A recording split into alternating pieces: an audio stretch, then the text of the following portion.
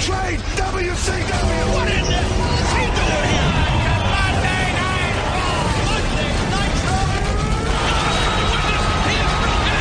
Austin 316 says I just whipped your ass.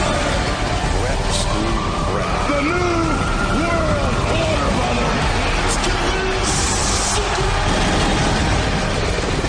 We are at war.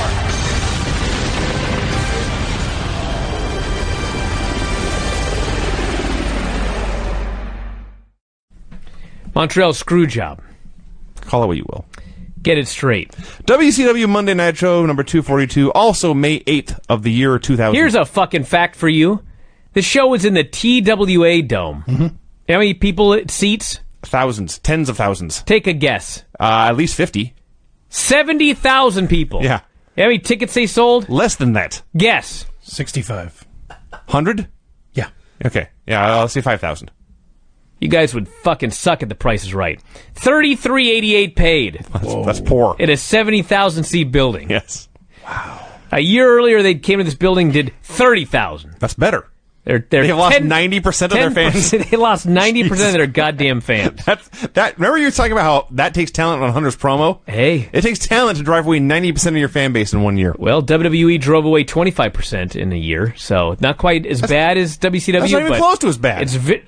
That's very fucking bad. That's horrible. Even Impact didn't drive away 25% every year. It's horrible. Like, for years, they drove off none. 90% is a lot more than 25%. I'm well aware of that. Okay. I'm just pointing out how big 25 is as well. Yeah, it's not nearly as big as 90. Yeah, Nitro sucked.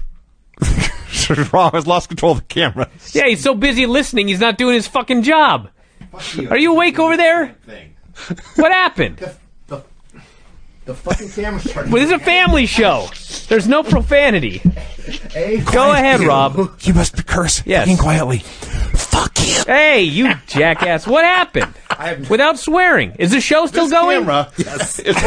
Why is that pointed at the wall? The camera literally just started moving. I did not touch a fucking camera. How long have you been doing this? The camera's pointing at the wall. Too goddamn long. Okay, fix that camera. Jesus. Look. I'm taking a picture of this. Fuck you. I can't even believe it. I literally did not touch a goddamn thing. It will not move. It is not moving. It's not moving? No, I have to reconnect it. See if I can get it. The best part about this is that he has not switched to another camera for the video audience. No, I did. No, I have. Oh, you have? I'm on you now. Oh. I'm on you now. Okay. The window I can see is just that one corner of the picture frame up here. I hope I just sunk right into the earth on the videos. The thing started going up in the air. Oh, God. I'm just going to wait here. You know Tony's on the other end just cackling. Oh, he ain't cackling. Wait, okay, it's moving. It's moving. There we go. Okay, now it's going the wrong way. Ceiling. No. Towards the window. Okay. Here we go. All right. Keep going. Gotta. Hey, That's That's the wrong way. That's It's my gonna point shoulder. at me. That's the side of my head. You should turn the camera on as you're Keep turning. going. No. I know. Me. Look, we're already fucked up. I might as well fuck it up more. Okay, there. There you go. You too far. Go back. No, hold on. I gotta get everything in order now. Look. Oh, Jesus. I've had a shitty fucking couple weeks. I don't need this from you guys. I do. I need this badly. This is highly entertaining, to be honest with you. But we're only doing a show for ourselves right now. Is it on? Okay. It's on. There you go. Everyone's there. All right. Huzzah. Did you catch Brian flipping off the camera? Yes, I did. Okay, let's not do that again, Rob. I didn't touch a goddamn. Oh, I Okay. don't know. I'm so happy. So we're haunted? You mentioned I did mention it. they're like things have moved in this room. But there were two options, a ghost or Rob. What? It's a ghost of Rob. Maybe Rob's possessed. Well, that is a distinct possibility. Robbie- Hey, at least I got my first best of moment this year, so here's that. You better hope so. I may banish it from the best of. All right, Vinny, are you ready? Where were we? We were about to start a terrible episode of Nitro. Yes. Number 242, May 8th of the year 2000, when they drove away more than 25% of their crowd. Which is less than 90. It is much less. Which than is that. still a lot. Maybe that's why the camera went all cattywampus. It was sick of the conversation and turned its back It to the rolled room. its eyes all the way around. We have one god-awful pay-per-view recap video. Shane Douglas fights Ric Flair. Russo is in a Sting mask. Russo is out of a Sting mask. David Flair is in a Sting mask. He's friends with Russo. I should have gone first because I had much less. Sting fights Vampiro. Kidman fights Hogan. Hogan puts Bischoff through a table. Arquette turns on Page. Jarrett is champion. Kanyon in Kemper Arena, almost exactly a year after Owen Hart passed away in the same building, falls off the cage to his apparent death. Yeah. You got it. Yeah. So, Kanyon is now in traction. Oh, fuck. He's got a halo. Canyon's in a fucking neck brace in a hospital. And he's there with Bischoff. Or not Bischoff. Page. Well, Bischoff shows up, but Page is there. And fucking here's what's happening, okay? I'm not making this up. Kanyon is prone in a hospital bed with a thing screwed into his head. It's called a halo. Okay. And DDP is in a chair next to him with his elbows on his knees and his head down and his head in his hands. Yes. Okay. Despondent. Someone's there filming this. Yeah. Sure. They've apparently been filming it for like hours. I guess. Because I don't think Canyon's moved. No. And I doubt DDP's done much. They just happen to be filming when fucking Jarrett and Bischoff and the crew show up. And DDP attacks them in the goddamn hospital. They beat the shit out of him in the goddamn hospital. Yep. Kim pours a full bedpan on DDP. Yes. There is no security. No. There are no cops. There are no arrests. There is no lockdown. And then Jarrett and Bischoff say, Nitro's starting. We got to get to the building. And they go to the building. Bad show. The closing shot is Kanyon still in traction, laying there as the machine goes beep, beep, beep. I also want to note, this is the largest hospital room I've ever seen in my life. There's two rooms. When they throw that curtain back and start fighting, it's like they were in the cafeteria. It's really- huge space. It really opens up a When's the room. last time you've been in a hospital? Well, it's been a while, but Well, they have the giant space, and then they have each of the rooms with the curtain. So when they swung open the curtain, it may have been the cafeteria. It wasn't the cafeteria, but, you know. it was big enough to be a cafeteria. You move the curtain, it really brings the room together. I understand that. Yeah. There's a giant room out there, is my point. So a bus arrives. It is, as my notes here read, the Millionaire's Blub. Millionaire's Club. So here's who's riding in the Millionaire Club's bus. Ric Flair, Hulk Hogan, Bryan Adams, and Horace Hogan. Yeah, they're millionaires now. Okay. Even Horus. I mean, he's not, but I mean, Okay. they're on the bus. By the way, doesn't a Millionaires Club sound like a heel faction? Yes. Okay. Just checking. Because the people putting this program together are stupid. Yes. So Bischoff and his crew come out for a promo. Bischoff explains this whole thing Arquette from the very start was a swerve. Arquette was in on show it. every single angle to try to explain that they were in on it, and it doesn't make a lick of sense. No. Bischoff is saying, yeah, I got my ass beat repeatedly as part of this plan. I took many unprotected weapon shots to the head to fool Dallas Page. I had a plan, he said, to make David Arquette the champion of the world. That's what he said. And my plan involved me getting beaten up, and me getting pinned, and me getting hit with a diamond cutter, and me getting beaten up, all so I could make Arquette the champion, and now he's not the champion anymore. Right. What a plan. He did all of this, he said, so he could fool Dallas Page and also piss off internet wrestling experts. So he only put the title on Arquette to get it back onto Jarrett. Why didn't he just get it onto Jarrett? There's so many simpler, easier things he could have Yeah, done. to make people mad. That would have made more sense. I see. So David Arquette cuts a promo. He's screaming and squealing. And He was an amazingly annoying promo. Scott Hudson says he's not on his medication. I strongly disagree. I think he's on all forms of medication prescribed over the counter. Ah, come on. He was a classic heel. Was he now? I actually thought he was good on this show. Classic heel on He was Molly. certainly annoying. He is supposed to be an unlikable, annoying person, and he succeeded. And he wasn't the champion. So Jeff Jarrett, who is, if in case you had forgotten, the new world champion, third in line to speak here. Weakest promo of the three. Also, that's also true. Fair. The belt, it's probably been this way, but it's like that stupid bent in the top, so it's just jabbing him in the gut, and they never fixed this. Like, after the invasion, this belt was still bent forever. So, as he is burying Dallas Page, conveniently at this exact moment, Dallas Page arrives at the building. Mike Awesome is making fun of Page for having to be Canyon's nurse for the next 50 years, and Page shows up, and a brawl breaks out. He's beating up Mike Awesome, and he's beating up the Cat. And I suddenly realized the Cat is now part of Bischoff's entourage here. He's a young guy. I guess. He paid. Oh, wait, are they? No, they're not the Millionaires. They're the new blood. They're the new... Yeah, the Shat is new blood. Yes. So Page hits the diamond cutter on Arquette, which I assume is the end of him until he, recently. And they triple team Page for a while. Sting saves. Buff is out there. Douglas is out there. Chronic is out there. And I wrote here, this certainly was a lot of shit going on. If you get new blood in your shat, you better go talk to the doctor. Sorry. I can't believe what I just heard. Few things make me happier than an exasperated Bryan Alvarez. I can't even believe it. Gene is now interviewing Bischoff and the crew. They're back, their third segment in a row. Bischoff books Page against Awesome in a stretchers match. He books Sting against Jarrett in a title match, and Jarrett is pissed. Trust me, says Eric.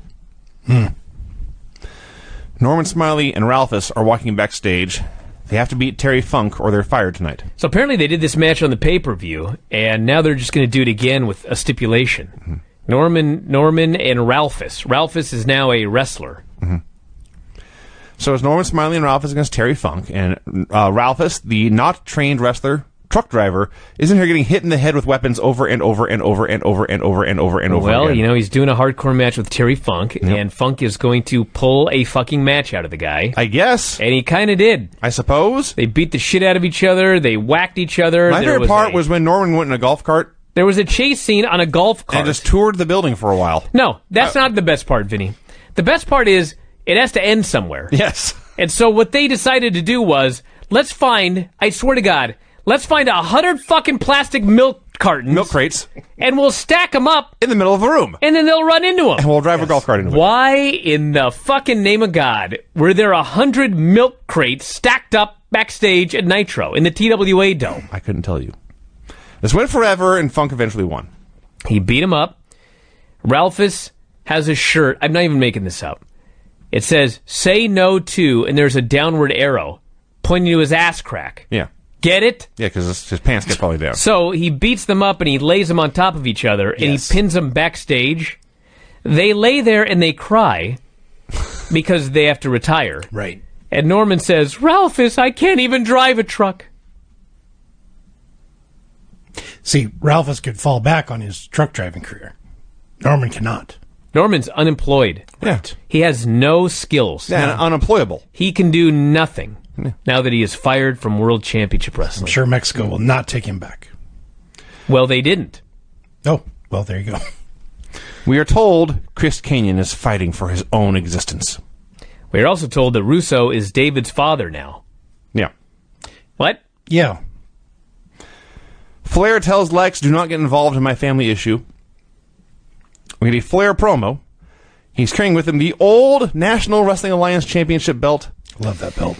Somebody on the thread on the board said that this week's Nitro had the greatest promo of 2000. And I don't know what that person was talking about, because it sure wasn't this one right here. This was an okay Flair promo in an empty TWA Dome, talking about the history of wrestling to a crowd that didn't give a shit. Facts.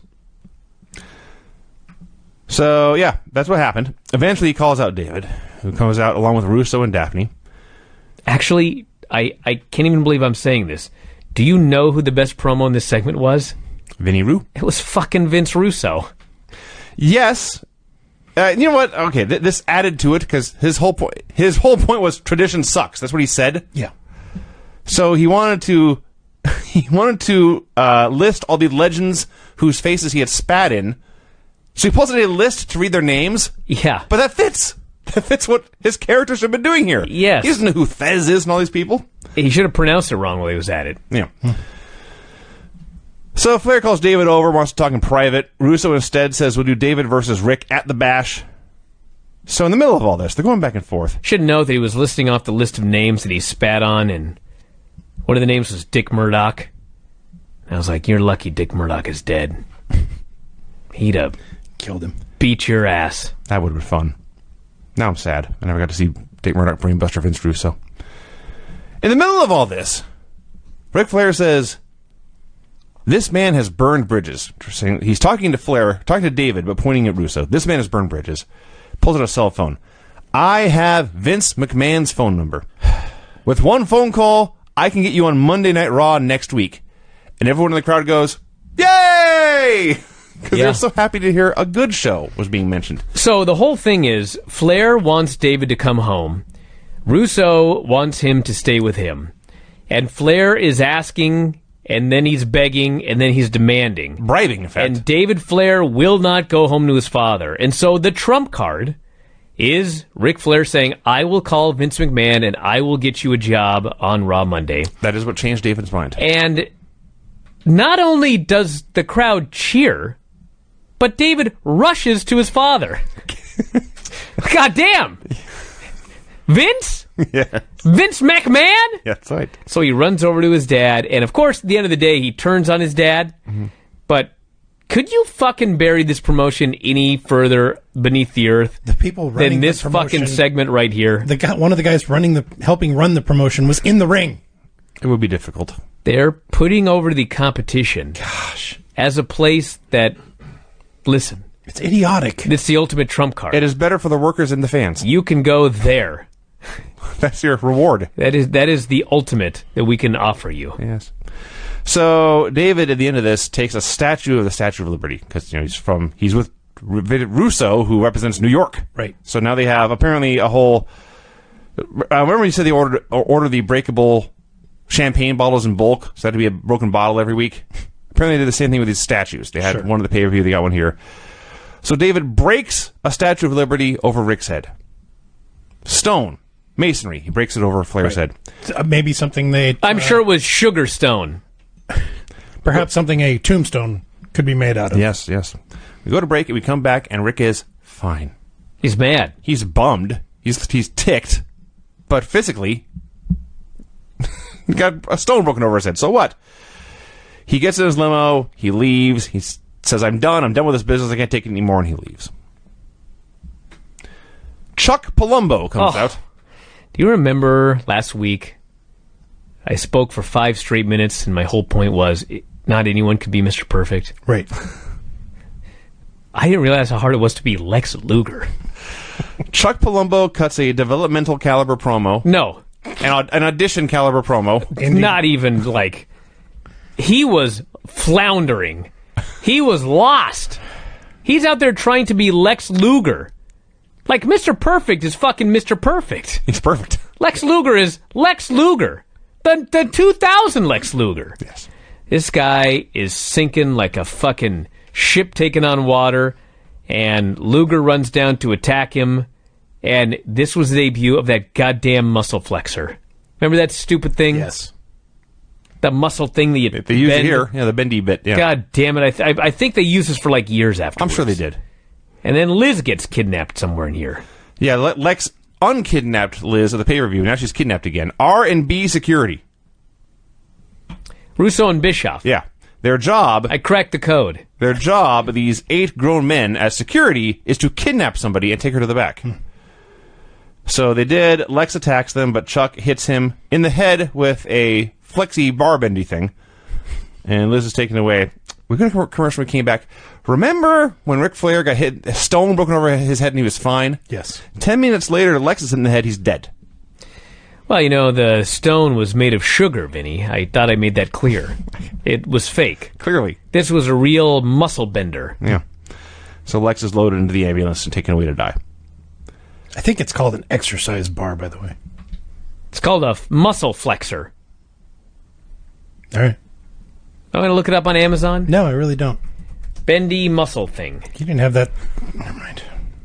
Yeah, look at that. Yeah? The stick. I don't think that's what we're talking about. Well, I don't know. Could be bendy. I'm waiting for more. I want to see where this goes. Muscle bendy bar. That was it called. Bending bar workouts. Yeah? What's it called? Yes, Rob. I believe it's called Vinny Victor, isn't it? Oh, get out of here. Who let him talk? Go ahead, Vinny. Literally have control of the board. So Russo kicks a bunch of dudes out of his Oh, office. here we go. Python Power Twister. That's a good name. For a dildo? I beg your pardon. That's what it's called. That sounds much more like what Vinny Victor actually is. Python Power Twister. Do not show me that gif. The Python Power Twister is a torsion spring exercise device. Yes. I'll bet it is. Yeah. How long is it? I'm sure there are multiple lengths.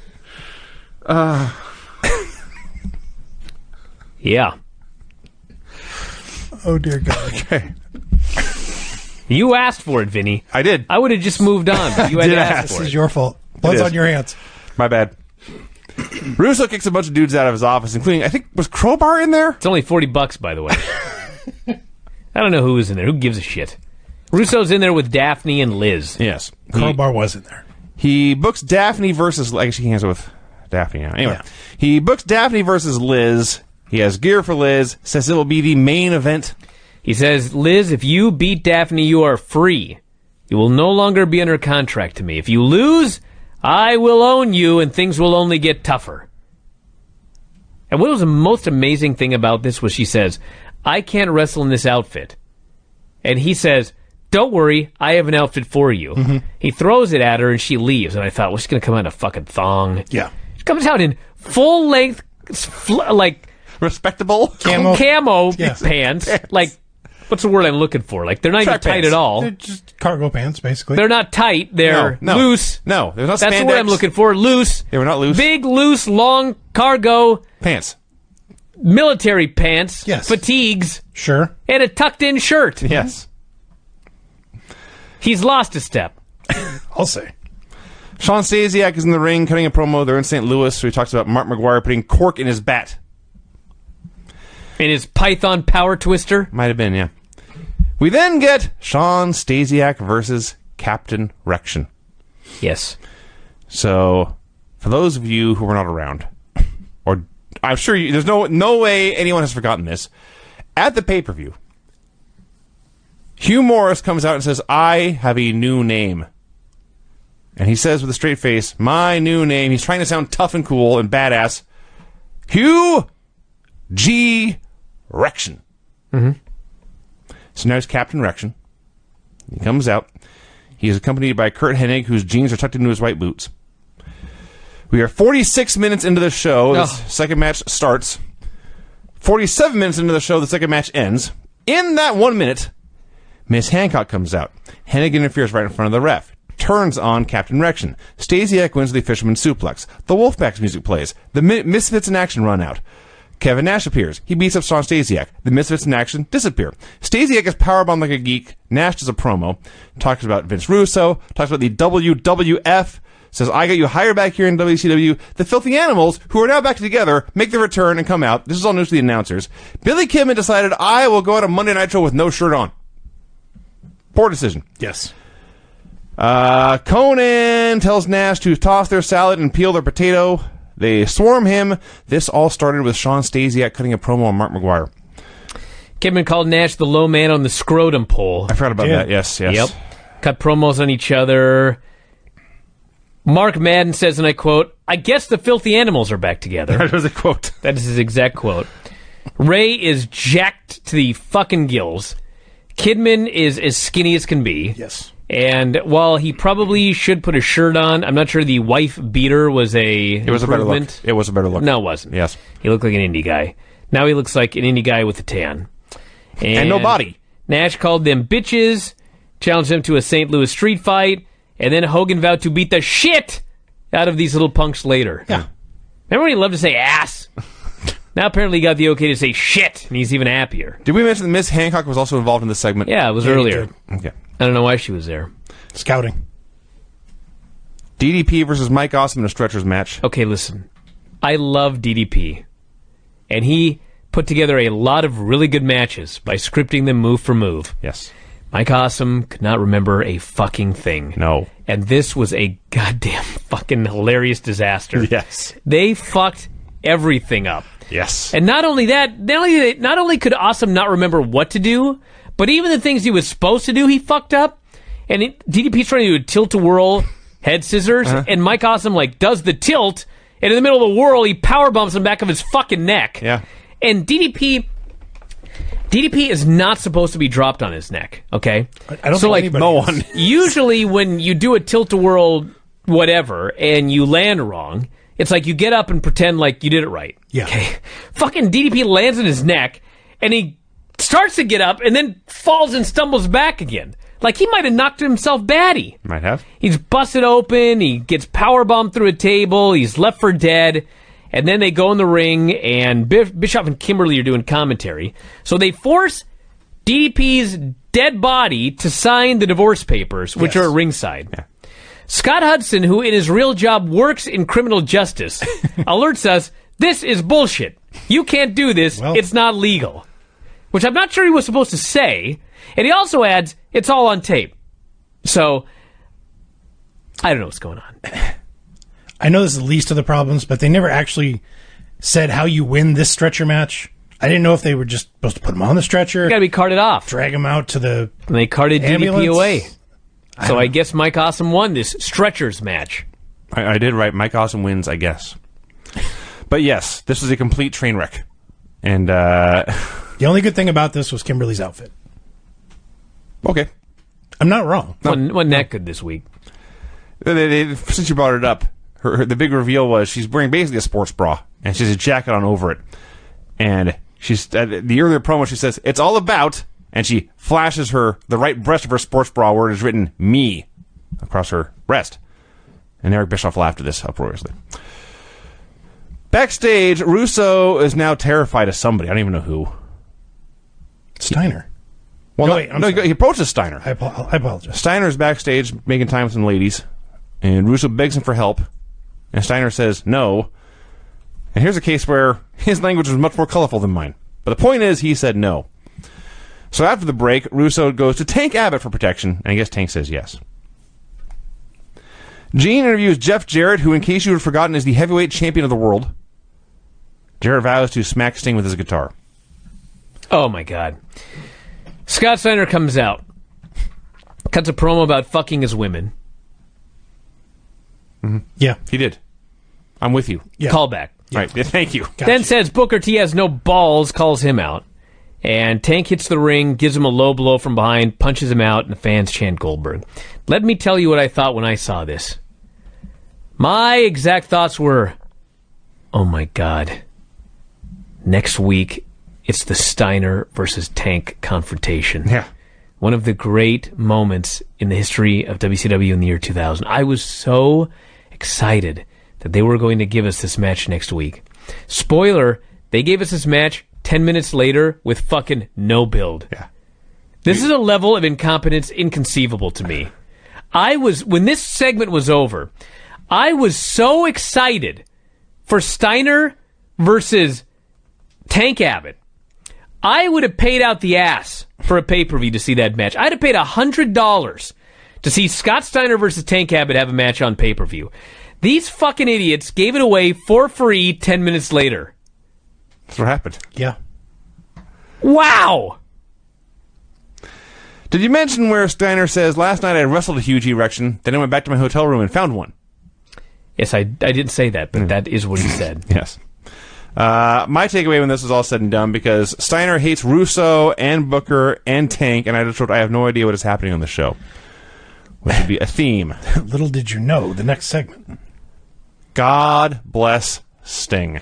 Dude, Sting was excited. Sting knows this show is awful, and there's nothing he can do about 90% of it. But the 10% of it that he's on, he's going to make it as good as he can possibly make it. See, I see this totally different, Vinny. This was him realizing that in the main event tonight, he got to wrestle Jeff Jarrett and not feud with Vampiro, who he clearly hates. So, like, your theory is fine, except for last week when Sting was on the show. Like, he didn't give a shit about anything, and he didn't try to make the show good at all. I see. Because he was with Vamp. Okay. He clearly cannot stand Vampiro. And he just goes out there, and he does what he's told to do, and he hates it, and then he goes away. Tonight, he did not have to wrestle Vampiro. He got to have a match with Jeff Jarrett, and he was fucking excited. That's another way to look at it. Till the finish. So it talks about how these bad guys, they made a huge mistake giving him a title shot. He's going to pick up this ball and score a touchdown. And if you want to bring the guitar to this fight, I've got my baseball bat. And hey, the crowd went crazy for the guy in that main event. He was over. Oh, yes. Now, before we get there, I actually went back. I watched this segment. Then I went back in my notes to type this paragraph before this segment where I wrote, what follows is an all-time terrible segment, The worst thing I've seen on Nitro in at least a week. You're not wrong at all, Vinny. This was absolute bullshit. I didn't know what was going on. I couldn't figure out why I was watching it. I don't know what the point was. And hours later, I still don't know what's going on. The match got started, and what match? The match got started, and nobody clued us in to what the match actually was. Let me check something here. You talk for a while about this match. All right, so I'll just read my notes. This tag team bullshit I wrote. Eliminations rules. I'm not going to bother. I have no idea what the fuck is going on. There are 100 teams and they're all fighting, and Chronic are the champions, and it might be a 3-on-1 match, but I'm not positive. Plus, Buff and Shane Douglas are on commentary. They cut backstage, and Scott Steiner is going nuts throwing shit around. This was in the running for one of the shittiest matches of the year, just a fucking mess. Douglas and Bagwell hit the ring. Stevie hits Big T with the slapjack and leaves, so I guess Harlem Heat was in there. Chronic hits their finish and pins him. The fuck is going on? I wrote 200 words about this segment alone. It went 5 minutes. I can't read my notes. We'll be here all night. But there's 3 teams out there. It's either a 3-on-1 elimination handicap match. 4 teams. Yeah. 4 teams. 3-on-1. We started plus Douglas and yeah, 5 teams. Yeah. Well, Douglas and Buff on commentary. 4 in the match. It's either a 4-way tag match where 3 teams working together, or a 3-on-1 elimination tag. Pretty sure technically it was an eliminations rules match in the 4 corners. So Chronic have the tag team belts, but they are not the tag team champions. Right, they stole them. The point of this match is Russo and Bischoff want the other teams to all work together to retrieve the tag team belts and return them to Buff and Douglas. So this match starts, and there's a bunch of guys in the ring, and Harlem Heat are not in the ring. They're standing on the floor doing nothing. Buff and Douglas are out there doing nothing. Why don't they just grab the belts right then? They're right there. Grab them and leave. Well, this wasn't the Harlem Heat with Booker T either. This is Big T, right? Who was completely blown up doing nothing, and I mean nothing. He was standing on the apron. So in the middle of this chaos, we cut backstage for more chaos. Scott Steiner's on a rampage.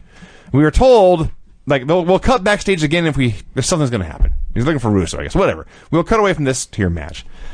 Adams pins Vito with an F5. So I thought the match was over. They keep going. Clark pins a Harris with a rock bottom. This suggests an elimination match, Vinny. I guess. Evidence is in that corner. Yes. It's Nitro. We can't be sure. It may have been 3 different matches going on at once. So Douglas and Buff hit the ring. It's not a DQ. Cash of Harlem Heat, who had forgotten existed, he's in the ring. It's not a DQ. So then the announcers tell me, let me make this clear. I didn't see this, and I was watching. I didn't see this. I didn't hear it. I had no idea anything had happened. They say, Stevie Ray has laid out his partner Big T with a slapjack. And I said, what? Are you sure? Yeah, they missed it.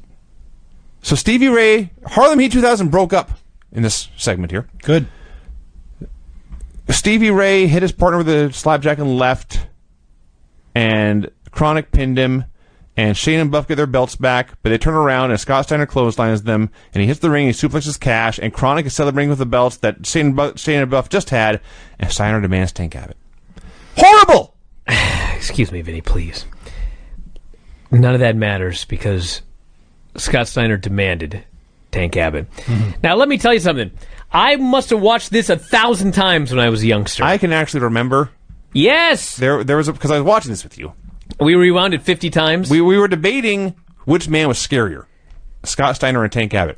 And if everyone are watching this at home, the exact moment when Tank first hits the ring and Steiner raises his forearm to strike him, and you hit pause on the VCR, and every giant muscle in Scott Steiner's giant muscly body is all flexed at once, and you pointed at the screen and said, "You're not scared of that?"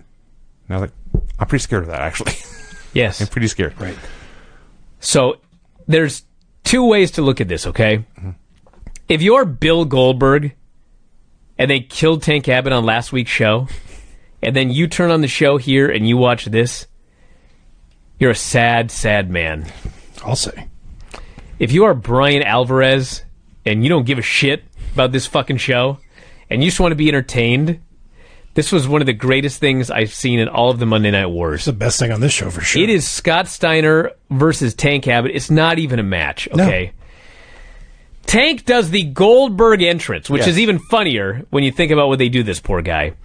So he's coming out here, he's doing the Goldberg entrance, and he gets in the ring, and they have the most incredible fucking brawl, which is mostly Scott Steiner grabbing this motherfucker and suplexing him 10 feet in the air over and over his head. Legit, yes. Yes. And finally, I mean, it only goes like 2 minutes, so you can watch it 1,000 times. Yes. I mean, it's incredible. After like 2 minutes, he takes the guy down. He gets the back mount. Mm-hmm. He starts pounding on the back of this fucking guy's head. He starts cross-facing and choking the guy out, and Tank is done. Tank is laying there like a goddamn dead body. He's a beaten man. He's been ruined by this monstrous Scott Steiner. And I don't know this for sure, okay? But what happened next is Rick Steiner comes out and pulls Scott off of Tank and then turns on him, okay? Right. Now, I don't know this, but I believe this. I believe that Scott said, Rick, I know you're supposed to come out right when I get on this guy's back. But don't. I want you to wait back there, and I want you to let me beat the shit out of this guy for a while. And then you can come down. Because he got the back mount on this fucking guy. If this match was 3 minutes long, he was in back mount for 1.5 minutes. Yep. And he had the hooks in, and he's fucking pounding on the back of Tank Abbott's head, and he's choking him and pulling on this guy's fucking neck forever. And I'm watching this going, you're trying to build up Tank Abbott for Goldberg? What in the fuck? This is worse than him doing the job last week. You've ruined this fucking guy. He's supposed to be a shooter. He just got his ass handed to him by Scott Steiner. I don't give a shit about Goldberg now. Who gives a fuck? I want to see Goldberg versus Steiner. Fuck Tank Abbott. He's on his back beating the shit out of him for so long, and finally, oh, here comes Rick sauntering through the crowd. Oh, I'm going to saunter my way down. Oh, fuck, that's a high guardrail. Let's see, I can get over that fucking thing. And now I'm going to crawl into the ring and, oh, hey, Scotty, can you get off this guy? It takes him forever to get him off. And then they do their big spot. There's no way these guys didn't plan this. There's no way. He was clearly late. Whether Fuck, was he ever? deliberate or accidental, it was definitely late. Steiner was out there so long that he got blown up applying a choke. He was tired of squeezing, had to let go. So, But it was amazing. So next thing I know, Rick and Tank are now a team, and they're beating up Scott, and the crowd is cheering on Goldberg. I have no idea what's going on. I have no idea who is on whose side. I have no idea why I should care. And as I'm writing this, the following conversation takes place. Tony Schiavone says, I've stopped trying to figure this program out a long time ago. Mark Madden screams, why did Rick Steiner do that? And Tony screams back, I don't know! At one point, Tony had his head in his hands, and then the camera pans back. He throws up his hands in frustration before throwing it to Mark Madden. Tony is done. Hey, Vinny, He's checked out. you mentioned it in passing earlier, but Mr. Perfect helped Sean Stasiak win. Sure. Right. They were feuding last week. I can't keep track and of they everything. fought on the goddamn pay-per-view. Yeah. That's even dumber than this. Dude, there's so much bewildering bullshit going on. Last week- I'm going to miss some of it. Last I'm week, not going to apologize. It's impossible to keep track of everything. last week, Perfect stopped the shot record, the basketball record. Remember? That's right. That was just last week. Now he's helping him win. Shouldn't he try again, by the way? Shouldn't he go out and set that Sure. free throw record a second Yeah, time? you don't care. Russo's gloating about all this backstage, tells Liz she's up, and then tells a mystery person behind a door they're on standby. So it's Liz versus Daphne. All right, I'm going to get a text from Lance in the morning. Mm-hmm. I'm expecting it right now. Okay. But it's water off my back. I don't care. It's my opinion. I thought Liz was fucking awesome in this segment. Yes. Thank you. Yes. She was so great. She's not a wrestler. No. But every single thing that she did looked good. Mm-hmm. She was in the right place for everything. Mm-hmm. She did not rush. She took her No, time. no. She had great ring presence. She had great pacing. She was the star of this fucking segment. I could not even believe my eyes. She's horrible talking, okay? But she has been in this business forever. She was married to the fucking Macho Man. She stood there and watched 1,000 of his fucking matches. She knew what she was doing in there. Yes. As far as like being a presence in the ring. I could totally scam you for some money, but I'll just tell you, Lance told me he was very surprised at how good Elizabeth Thank was. God we're on the same page. He's not going to text She you. was great. I had the same thoughts, and part of me was like, I wonder if she's actually not very good, but Dawn Valentine has skewed my perception of everybody now. No, she was very good in this segment. So, now, all this said, it went 2 minutes, and she was not in the ring for half of it. They're doing this stuff. Medusa attacks with a DQ. This is apparently who Russo told was on standby. Then Mona appears. She attacks Medusa. They're having a brawl. And Liz, I guess, makes a save with a chair, but then she's kidnapped again. And that's that. Hulk Hogan and Kevin Nash versus the Filthy Animals in a street fight. So Mike Awesome is also a filthy animal, I guess. What the fuck is this match, I asked? They're doing this 4-on-2 brawl, and then out comes Juventud Guerrera, or as Tony puts it, Juventud Guerrera walks out for no apparent reason. He's out there, he goes to the commentary booth, and then he just gets involved. He starts fighting giants. Hogan chases all the filthy animals up the ramp. He shoots a look back at the ring to watch Nash fight Hoovy. I don't know what expression he's supposed to have, but he's never looked more confused in his life at this moment. These two guys buried all of these guys. Yeah. Yeah. I mean, fucking come on. What in the fuck was this? What do you expect from Nash? So Hogan, the filthy animals set a trap for Hogan, and he falls into it, actually. And they hit him with sticks. Yeah, the trap is hide, and when he comes through that hole, get him. Hit him with sticks. And they got him. And it worked.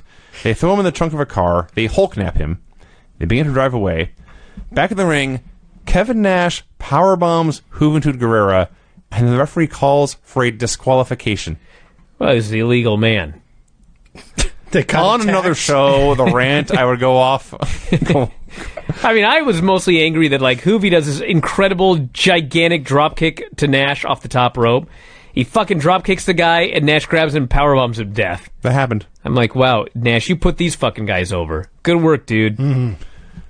So, the filthy animal's car with Hulk Hogan in it is driving up the ramp when its entrance is blocked by the zooming in Goldberg monster truck. I do like that, Goldberg does the entrance where he stands in the sparklers, and the sparklers go away, and he breathes out smoke, and then roars to life. Yeah. This monster truck also breathes out smoke. It's awesome. That's a nice touch. The road report is done via collect call.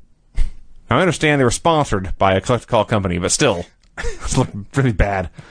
And I don't know what joke involving the word dude was going around at the time, but there's a lot of it in this segment here. Hogan limps out of the car and back into the building. Jeff Jarrett versus Sting. Fuck, this match was fun. Here again, for whatever his motivation was, Sting was determined to have a good match on this show. Well, he knew he was going to have a good match, and the fans loved him. There was a ramp there. He did this running, diving clothesline from the ramp over the top rope. He flew so far he almost fell out of the ring on the other side. Yes. Jeff bumps over the top in the middle of this. Yes. That fucking spot was great. They call it the cactus clothesline, but a guy's leaning against the back of the ropes, another guy runs at him, hits a clothesline, they both tumble to the floor. Sting did this, only Sting never actually touched the top rope. He went diving into the ring, on the way through, his arm hit Jeff in the head and just about took it off. It was awesome. So doing this match, and Sting gets the Scorpion. Actually, what happened, you're missing a very important point that actually pissed me off. Sting does his running, diving, flying clothesline, knocking Jeff Jarrett over the top rope into the ring, and him flying all the way to the other side. This led immediately to Jeff putting him in the fucking figure four. And then Sting fought and reversed, and then he ended up going for the Scorpion. Jeff did work over his knee with a chair in this match before that. Anyway, Sting puts on the Scorpion, but Vampiro shows up, comes through the ring, pulls him down below, smoke comes out, Sting shows up covered in blood. Jarrett gets the pin. Fans chant bullshit. Yep. They're furious. All 3,300 of them. And the New Blood come out to celebrate, and Nash and Hogan come out to fight them. And in the last 4 seconds, we see two men in the parking lot. Their backs to us. Suddenly they turn and run, and a monster truck runs over a car. And we were told this was Tank Abbott and Rick Steiner. It was the Goldberg monster truck. Mm-hmm. Goldberg is apparently returning. So this match is happening, and the fans are so excited and happy. And when that fucking ring started getting torn up, and Vamp comes out and drags him under, these fans are furious. They're chanting bullshit. They're angry. They die. There's groaning boos when Jeff gets the pin. It was just like, this company's dying. The company's dying right before our eyes. Good. And then the ring filled up with people, and I'm glad you explained it, because I'm like, who the fuck are these people? Why is Tammy Sitch in there? Who is she with? Candido's also out there. Are they young blood? They are New blood? They're young blood. They're new blood? Yes. Jesus, God almighty. I can't figure out. I'm like, there's baby faces, they're heels, but they're all in the same group? They're the new blood? The new blood are heels. The new blood are the heels. Yes. The old millionaires are the baby faces. Yes. The old millionaires This is so who are fucked hanging up. onto their spot and holding the young guys down are the heroes. This is so beyond fucked up. Well, it takes a complete lack of human emotion and interaction it to put something that's stupid. It's complete idiocy. Yes. Like, Russo had an idea, which is, we'll have the old guys trying to hold onto their spots, and we'll have the young guys trying to Fresh faces their name. trying to make a new... And then his So? conclusion was, well, those goddamn young guys are the heels. What? Selfish pricks. What the fuck is going No on? respect for these legends. So this show sucked, Yeah. but it was exciting. It was not boring. Let's do the song. Do the song, Brian. Do the song. The finishes on this show were pin in the kitchen in a hardcore match, win in a stretchers match, 2 clean pins and a pin after a gimmick shot in an elimination match, DQ due to run-in, DQ due to the use of a wrestling maneuver in a street fight after 2 or 3 dudes who were not in the match had already interfered, pin after interference and smoke and blood from under the ring. That damn covers it. What a terrible show. It was really bad. Not going to get any better either. So there you go, everybody. That's it. Doing living in Cleveland. He's from Cleveland. Aren't you from Cleveland? Yeah. Yeah. Yeah, he's 50. He was there in the 60s or something like that. Right? My math bad? Yes. Okay, let's go to Nitro. Do you have to answer that question? WCW Monday Nitro number 243, also May 15th of the year 2000. This was a goddamn terrible show whenever Ric Flair was not involved. Hey, there was some excitement, though, but it was shit. Oh, shit. Hey, let me tell you about this first match, okay? Please do. Yeah. So it's Sting versus Vampiro. Right. So the show opens and there's a cage. And Vampiro starts walking down to get in the cage because he's going to have a match with Sting. So Vampiro gets in the cage, and the first thing he does is he locks himself in. Yes. There's a roof on the cage. Yes. Right. Okay, what's this asshole's plan? I have no fucking idea. So this idiot Sting comes down, and he's like, well, fuck, I got to get in there somehow. I'm going to climb up on top of the cage, bust a hole in the roof, and drop down, and then we're just going to have a match. Yeah. All right, so we just wasted everyone's time. It was a House of Pain match. So they do this damn match, and it's actually pretty good. I mean, for Sting and Vampiro, they never have anything resembling good anytime they're in the ring together. So this was like an aberration. They actually worked together, and Vampiro beat up Sting, and Sting ran wild. And the story was each man had shackles. Right. And you had to shackle your opponent to the cage, in which point you won, and then you could do whatever you wanted to him. Okay. That sounds serious, because Sting's got a bat. So, they do this match, and Vampiro comes off the top, Sting power bombs him, and then he shackles him to the cage. They ring the bell. So now Sting can do anything that he wants to Vampiro. So what he does is, he does a Stinger Splash, and he does another Stinger Splash, and he does another Stinger Splash, and he does one more Stinger Splash, and then he leaves. That's correct. Okay. So he leaves, and then I guess he decides to come back with like a car battery or something. I don't know what he's going to do. It seems serious. But Vampiro's vanished. Okay. So anyway, the point of all of this is, I thought, man, they finally have sort of gotten on the same page, and they're working together. Well, turns out Sting just took it home 7 minutes early. Oh, wow. He'd had enough, and he just ended the match and left. So there you go. The Vampiro versus Sting real-life feud continues. I don't think this match went 7 minutes, which means he cut it by more than half. It was supposed to go much longer. Wow, that's amazing. Yeah. Okay, let's see. What did you miss? First of all, I believe the match began before they even said this is the House of Pain match and here is how you win. Yeah, you have to jump up and get down. That's how you win. That was very funky. Can you and Rob just do a podcast together and Vinny and I will leave? So they do this match, and they say, Sting, Is Geek Wired trademarked or? the first thing you got to do here is climb this fence up the top of this cage. Let me take you back to the early 1990s when Sting was climbing a cage, blew out his knee, was out of a pay-per-view main event, and put his career in jeopardy. True. And now they just say, Sting, climb this goddamn cage. Well, they don't give a shit. Yeah. So, yeah, he fights up there and comes to the roof, and they do the match. And like you said, the match was fine. It may have even been good. And then Sting just cuffs him and wins.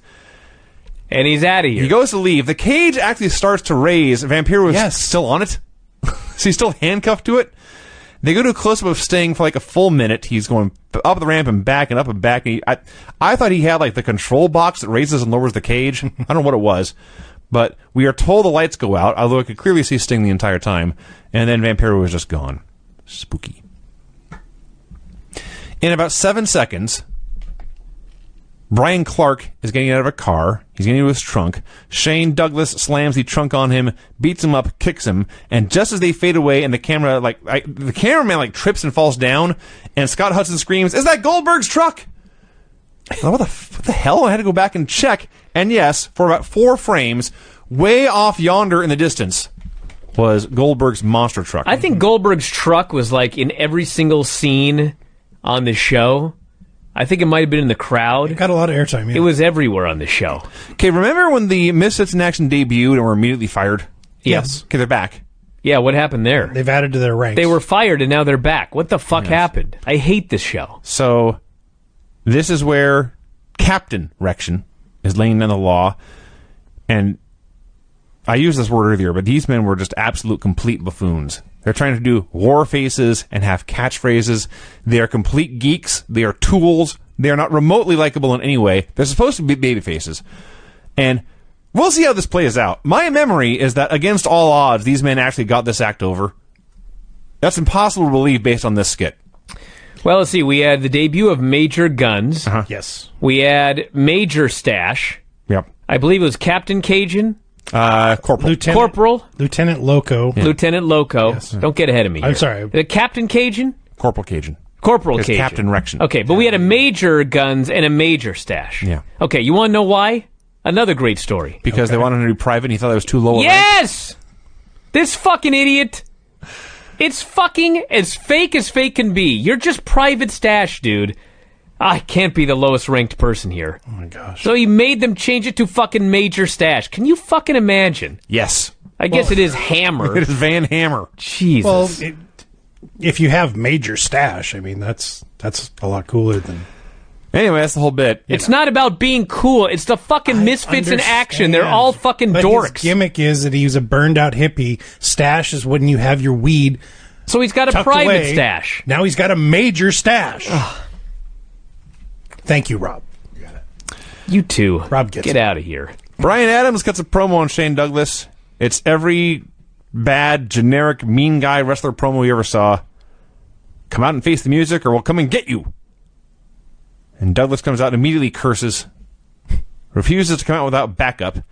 He casually announces... Bagwell's been suspended 30 days for disciplinary action. Yes. What? Yeah. I don't even know what he's talking Yeah, about. what did he do? I don't know.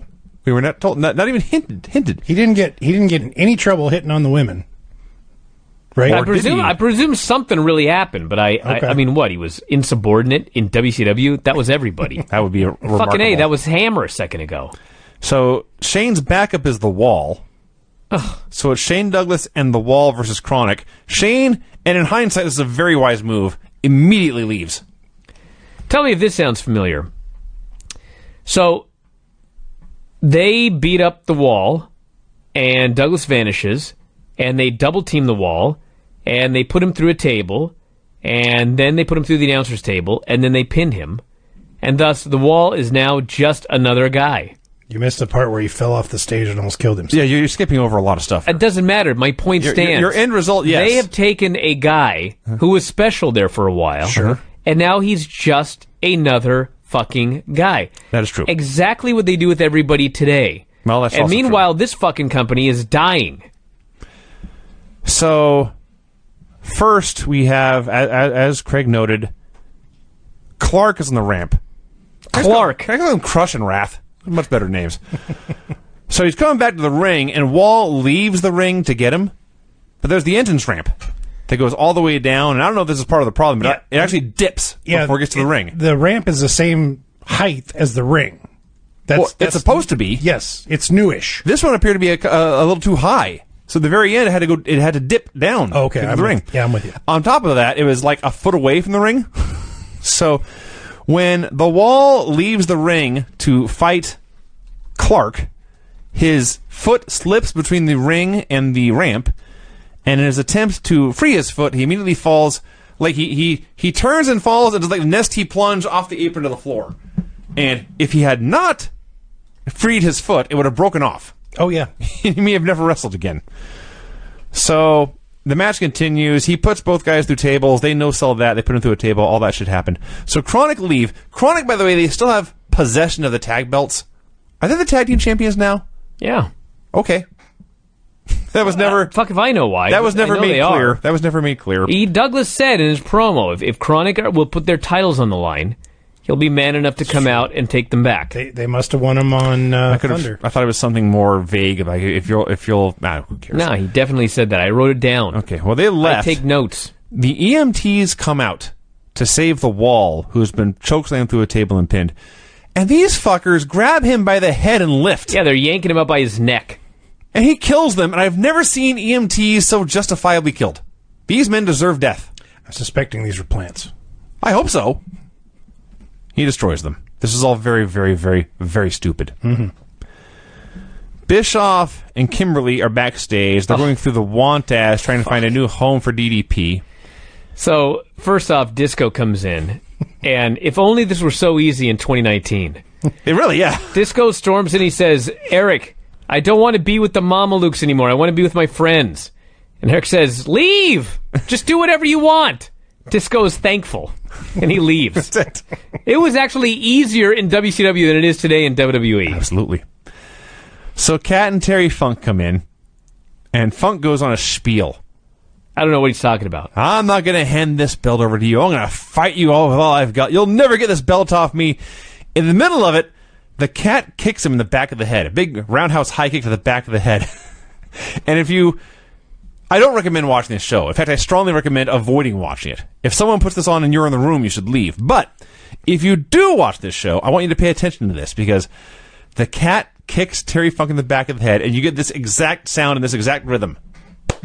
God damn! And Funk throws himself over the table, and they start brawling in the corner, and Bischoff and Kim ignore all this and search for Paige's new house. I did laugh. I did laugh at this. As Funk and Shat are brawling in the background, and Eric just says, there's double wide right here. It's right next to the casino. It's just another day of Nitro. Norman Smiley and Ralphus are homeless and destitute, and they're outside, and the Goldberg truck is the also truck is there. there again. Yeah. That truck is everywhere. It is a ninja. They did not save their money. Not only that, but they're useless. They have no value to anyone. They cannot find work anywhere. They must have hitchhiked to the next town. Someone I is guess. moving them from town to town so they can look No, for work. Ralphus is a truck driver. Then why That is was he made unemployed? clear last week. Yeah, why does he have to... Well, you can be an unemployed truck driver, but the point is I'm sure he can drive a truck. I see. Filthy Animals, at this exact moment, they have a new song. It's Conan, Ray, and Hoovy. Wasn't Kim in with them last week? Am I crazy? I believe he was, yeah. Okay. So they explain it is their job to take Terry Funk's title, and they're going to do it.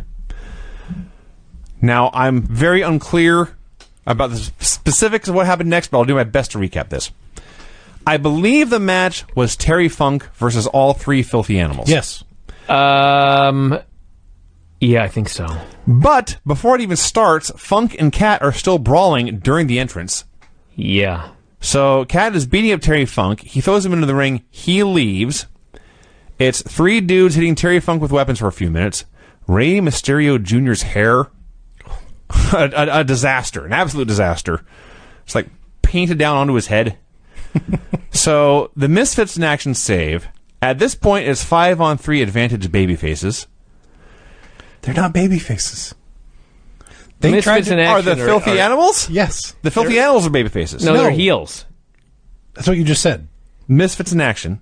Okay, go ahead. The Misfits in action make the save for Terry Funk. Yes. Right. They're So that's baby faces. 4 Misfits, Yes. and Terry Funk makes 5 advantage baby faces. Well, yeah, I you're guess right. so, yeah.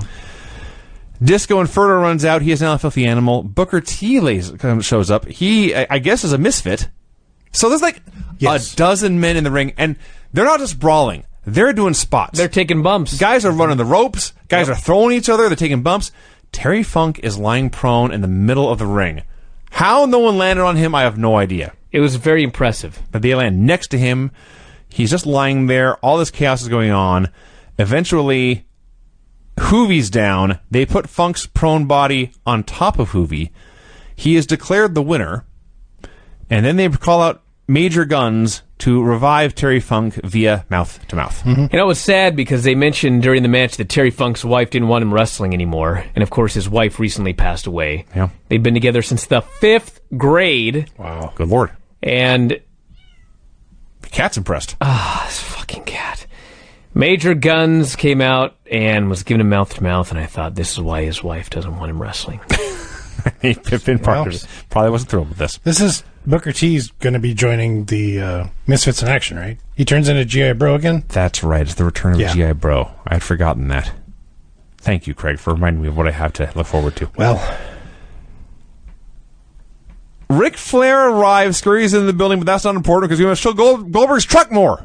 Yeah. Well, you know why? Honest to God. They thought his truck would draw ratings. That's clear, actually. That's Yeah. what I thought. So, Norman and Ralphus want to sell popcorn. The worst acted segment I have seen since I watched Raw. This was a Monday. Nickelodeon skit. No, up there. way better acting on Nickelodeon. This was god awful. So the popcorn guy doesn't want to hire them, but he's desperate for help. He tells them to go sell popcorn, and these are his specific orders on how to sell popcorn. Don't screw up. Yeah, it's like he doesn't want anything to do with them. He hates them. He thinks they're going to do a terrible job. He doesn't want them to screw up, but he figures they will. And then he hires them. I have little sympathy for the popcorn seller. sometimes you just need a warm body. Ric Flair shouts at Bischoff, says he wants Russo. Bischoff says they haven't seen him. Flair gives up and leaves. Bischoff immediately turns to the cat and says, "Hey, go warn Russo. He's out in the motorhome." Chris Candido is still the Cruiserweight champion. Yeah. Oh, my God. He comes out with Tammy. He says, "We have a challenge. This was dumber than anything on Raw. We are the first couple of wrestling. To prove this, we will challenge any couple in the back, and I will put the Cruiserweight title on the line." So they're going to have a mixed tag match for the Cruiserweight title. Right. Yes. Okay. So the match begins as Crowbar and Daphne, who are babyfaces in this segment, against Candido and Tammy. Miss Hancock comes out to watch. So presumably, I thought, no, I didn't think they'd actually be, even I didn't think they'd be stupid enough to actually do this. But if Daphne pins Tammy, I guess that means Crowbar's the Cruiserweight champion. Are you sure? We'll get to that. So Miss Hancock comes out. That's what a logical person would think. Is this Miss Hancock thing going anywhere?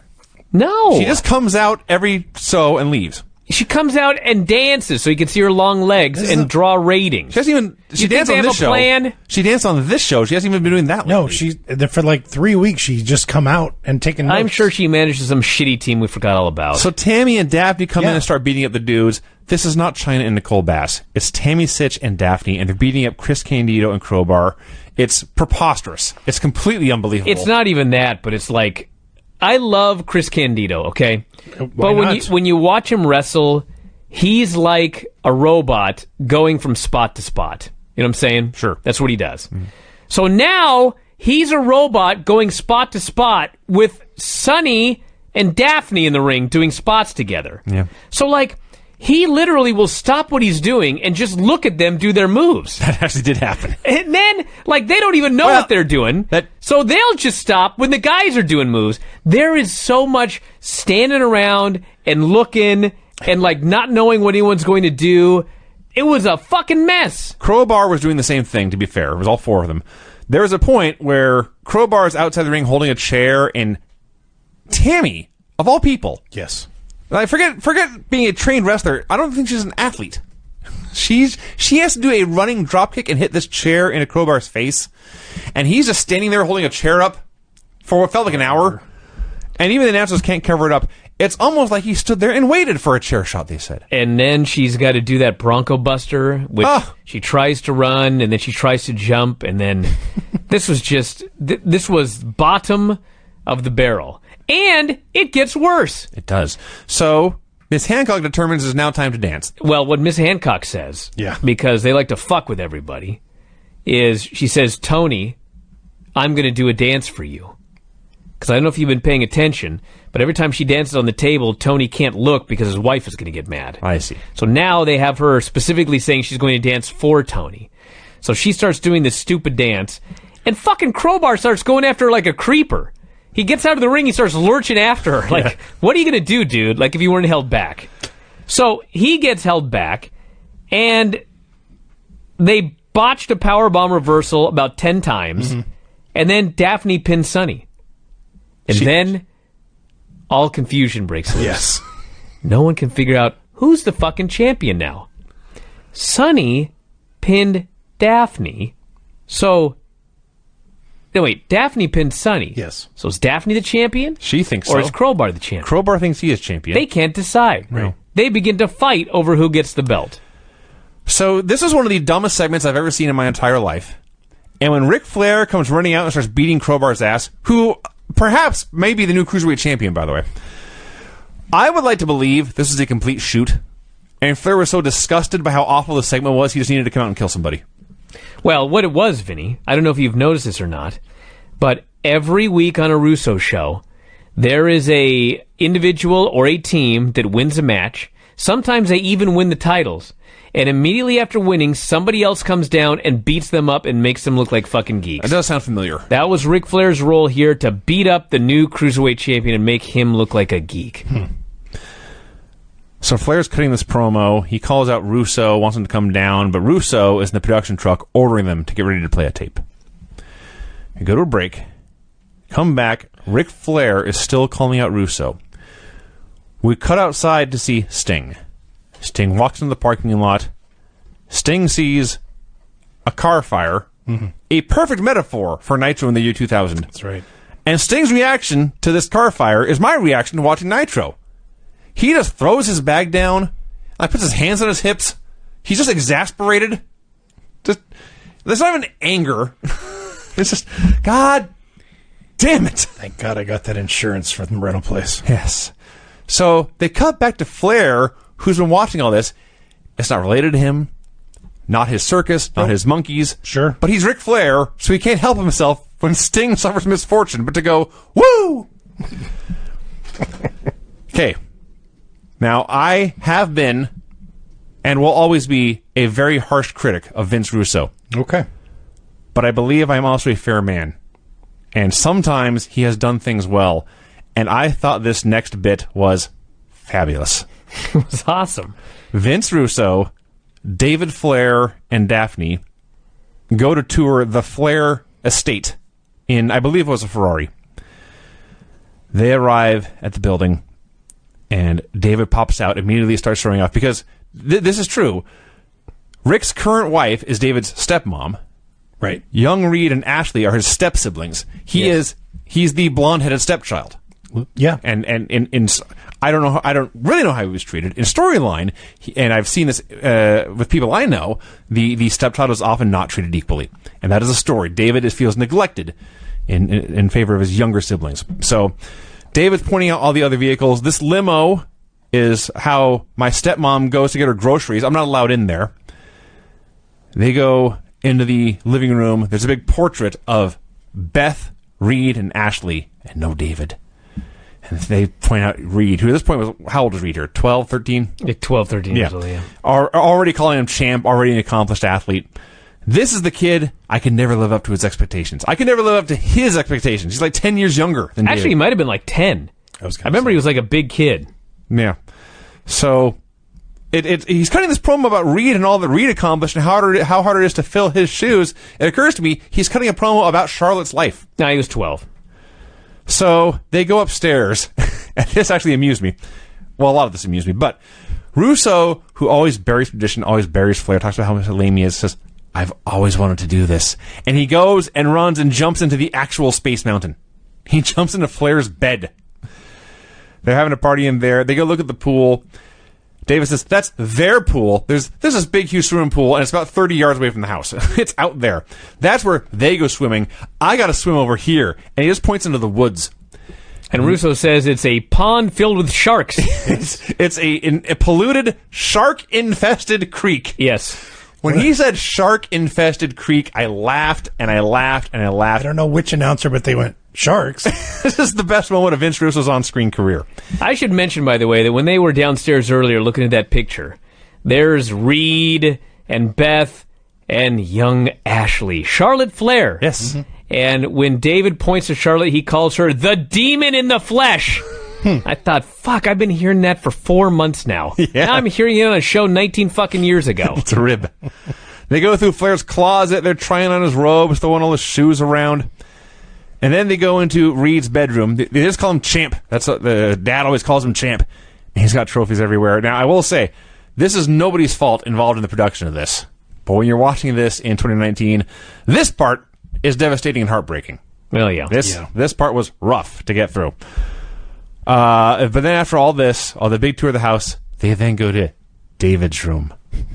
David's room is a blanket on a cement floor. Unfinished In garage. an unfinished basement. There's exposed insulation everywhere. It's just cold and dank.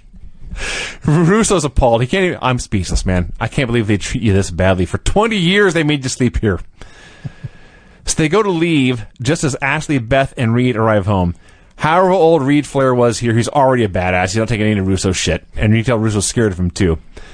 And Ashley's just shocked and appalled, like probably 15-year-old Charlotte. It's incredible watching Charlotte in this video and realizing that she actually becomes a big-time pro wrestling superstar. Yeah. She wants nothing to do with any of this. Yes. She's trying to hide. Yes. They're forcing the camera on her, and she slinks away, embarrassed to have any part of this. And this is the second time she's been on Nitro. Yeah. The other time, though, she didn't have to do anything but come out That's true. and act and stand there in her fur coat. That's true. She had to be part of the show here. And she was, like most awkward 15-year-old girls, did not want to be any part of this. So Flair's in the ring watching all this, fuming. And now he wants more of Russo, but instead David and Daphne come out to confront him. Okay, Daphne was a babyface earlier. She's a heel here, just if you're confused. Mm-hmm. So Flair's cutting this promo. It's a great Ric Flair promo. He's pissed off. He's in David's face. I'm pissed off at you. I'm pissed off at Russo. Daphne is in the corner making faces at him the entire time. Maybe a coincidence, but like a week ago, she tweeted out a gif of this exact segment and said, Rick was hot at me because I almost cracked him up with the horse face. So she almost cracked Ric Flair up with the faces. Flair outright calls David an asshole. Says, I'm going to deal with this once and for all. You, David Flair, not David Flair, David Flair, you are going to wrestle Ric Flair, not your dad, at the Great American Bash. Well, first off, they make the big announcement that tonight he wants his match with Jeff Jarrett. He's supposed to get the match at the Great American Bash, but he wants the match tonight. Yes. And he says that David can walk out of this building in a hotel, look in the mirror, realize what an asshole he's been. And he says if David doesn't like it, he can do something about it. From day one, they've been trying to split him up. He wants David to go home and pick out his favorite pair of Rick's boots because at the pay-per-view, he's going to wrestle Ric Flair, not his father. David tells him he better be ready to wrestle his son he left in Minneapolis all those years ago. So I guess he did live in Minneapolis, not in the basement. So he killed his own gimmick. So Flair said 1,000,000 guys have told me to get ready. I'd love to get ready, and I'm going to kick your ass at the Bash. Nothing you'll ever do, he says, will get you higher or give you a better buzz than wrestling me. And I'm going to kick your ass at the Bash. And David says, I can't wait. I'm going to kick your ass. David Flair, listen closely, everyone. David Flair was great here. Yeah, he was. I've never said it before. Mm-hmm. And outside of comedy, I may never say it again. Because he probably could have been something if they would have done everything right with him. Yeah. But they did everything wrong with him. They sure did. Maybe he was channeling some inner demons. There may have been, I don't know, but it's entirely possible. There may have been a smidge of truth to all this. So Flair says, if I lose to you, you embarrassment to our family, I'll retire from wrestling forever. And he's still going off when Jarrett appears, smashes a guitar over his head, lays him out. And the last bit is David standing over his father, screaming, grabbing the mic, and screaming, I'll see you at the Great American Bash, Dad. This was an awesome segment. This was fantastic. Russo and Liz are watching all of this backstage. Russo's on the phone telling somebody to fix something. So after the break, Russo, Liz, Palumbo, security, they all come out. So the person he told to fix something was a technician or somebody to go fix the hole in the roof of the cage. Right. So Russo's in the cage. Cage is lowered. At least that makes sense. It does. Yeah. And, you know, if you're wondering why they had Sting fight his way into the cage with the baseball bat, it was to set up having this segment for an excuse to have a technician out there. You know what this show really proves is that, in fact, if you had had somebody who had a fucking clue running this show, and Russo was just there to throw out some ideas, and like every now and then he'd have a good idea, like that Ric Flair segment, or the logic here of having a hole in the cage, and then you send someone out there to fix the hole, but that person ends up being Luger, and that's how he gets into the cage. Like, that was the best role for this fucking guy.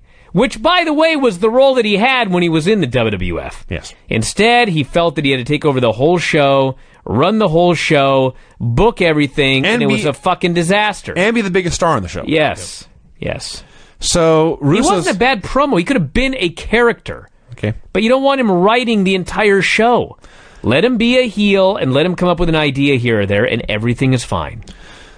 So Russo's goal in all of this is that he wants to do another House of Pain match between Liz and Medusa. So Medusa comes out. Liz hit her with a chair last week, in case you forgot. So she's down for this. Liz is not.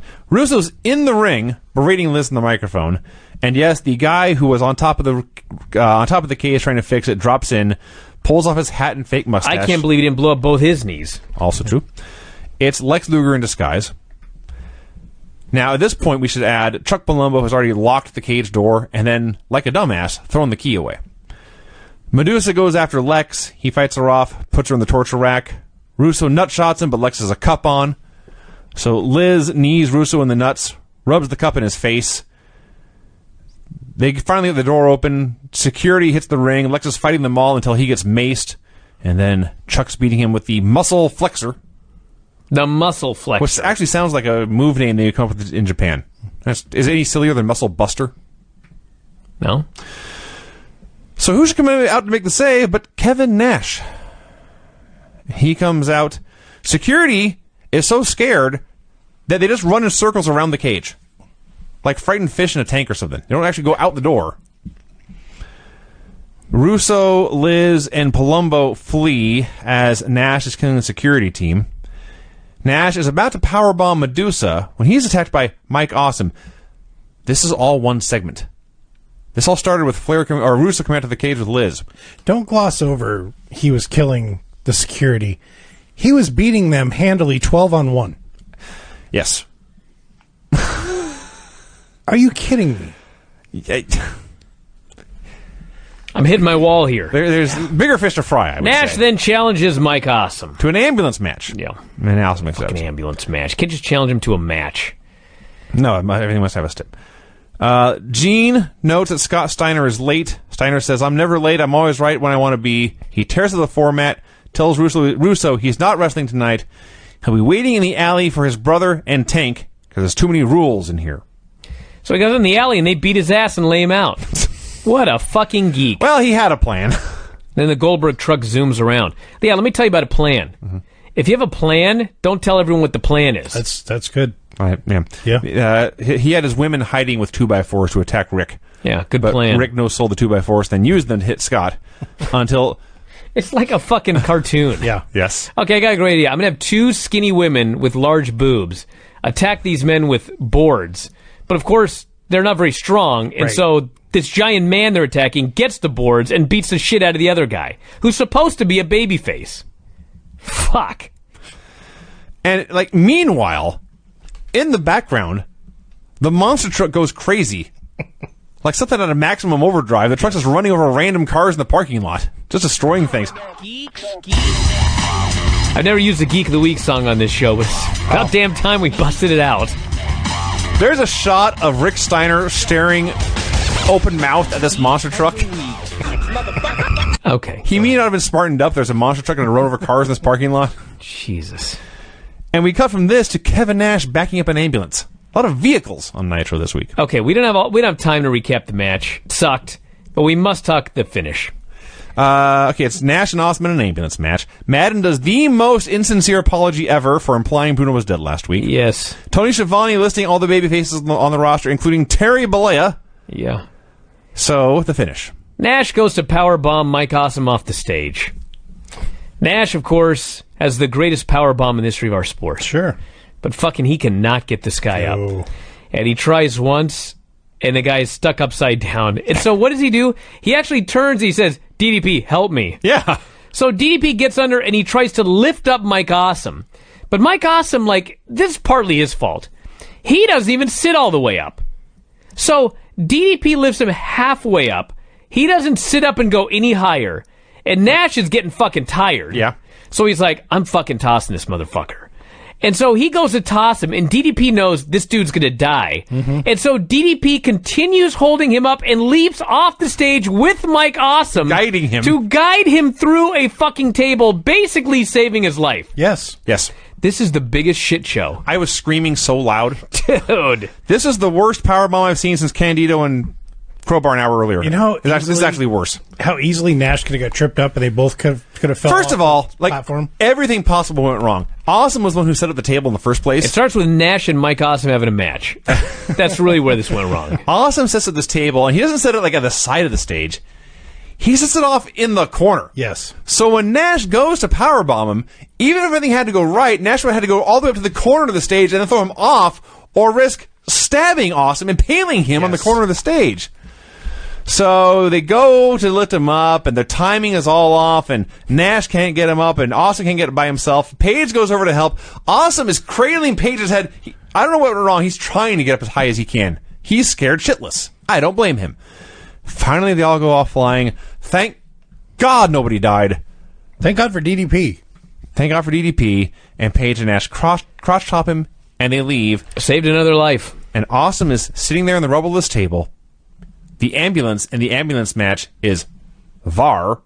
Awesome is here. And the ref says, oh, well. And he calls for the bell. Yeah. I look down at the timer. Now, Craig, you did warn us.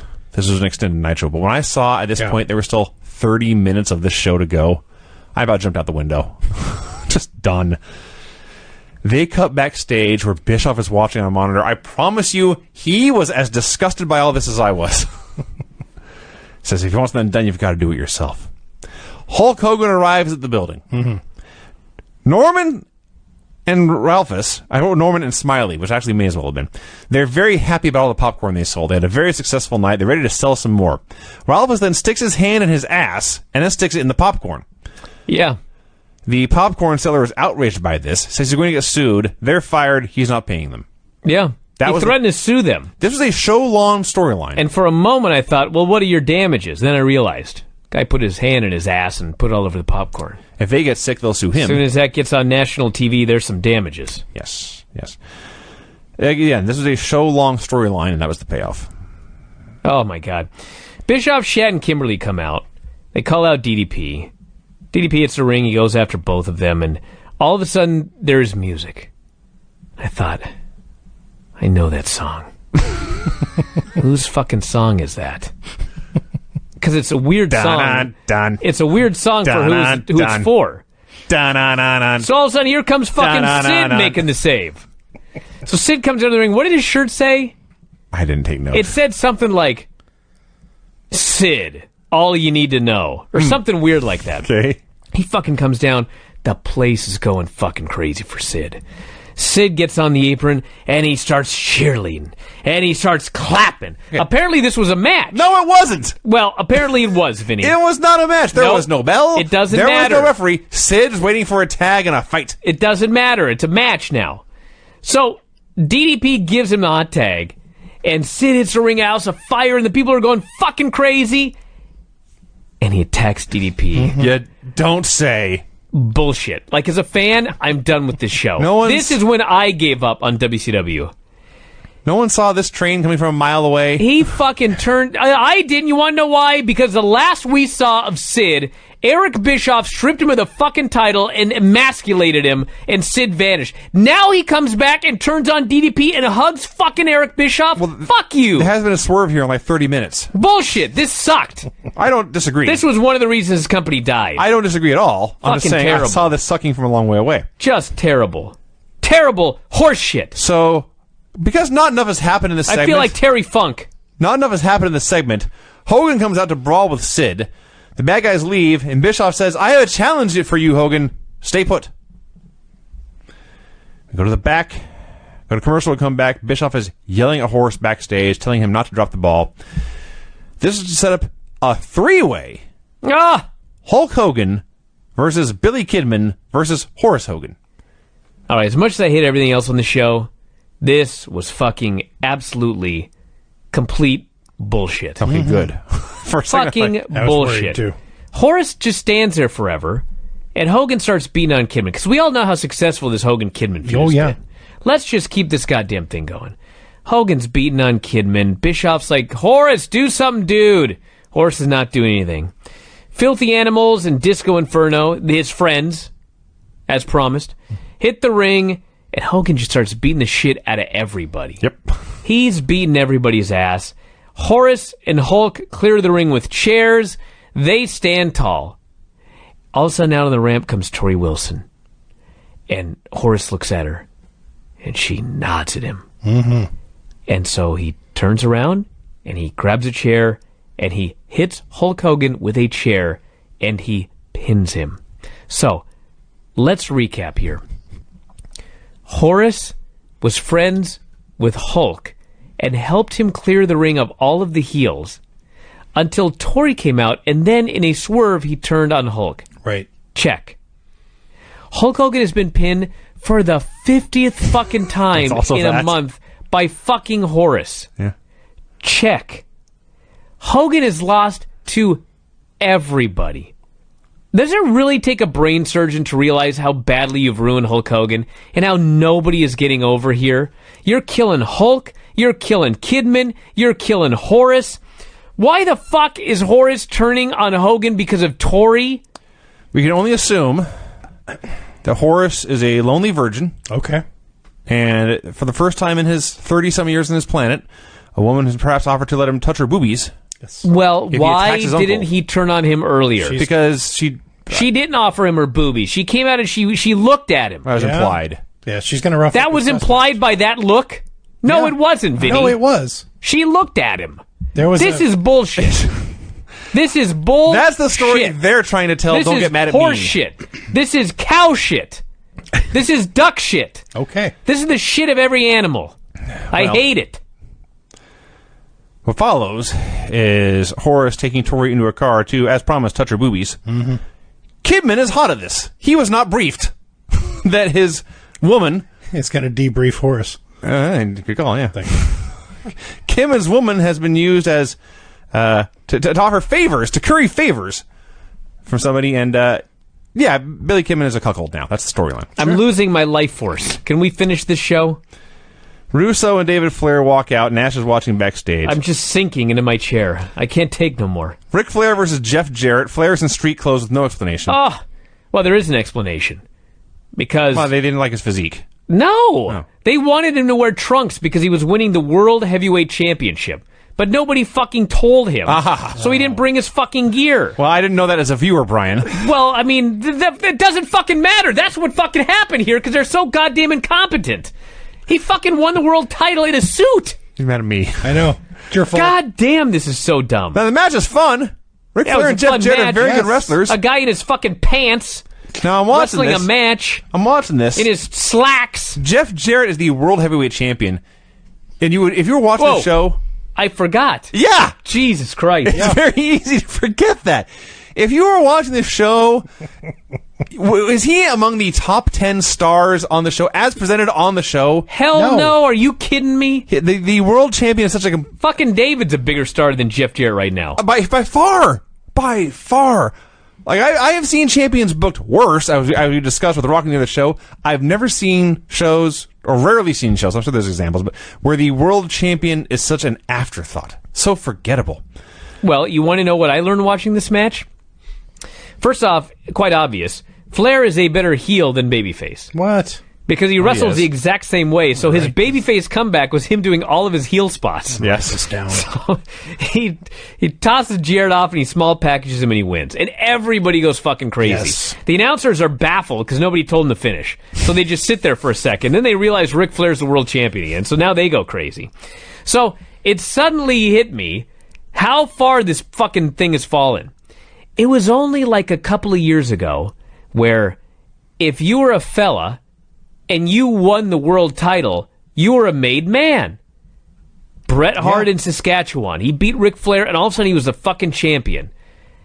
Now we're at the point where this belt means so little that the belt doesn't make the man makes the belt. That's where we are now. Yeah. When Ric Flair won that belt, all of a sudden it was the world championship again. And the fans saw it as a world championship, and they saw Flair as the world champion. And he had beaten Jeff Jarrett, who nobody gave a shit about and took seriously at all. No. Okay, it should be the other way around.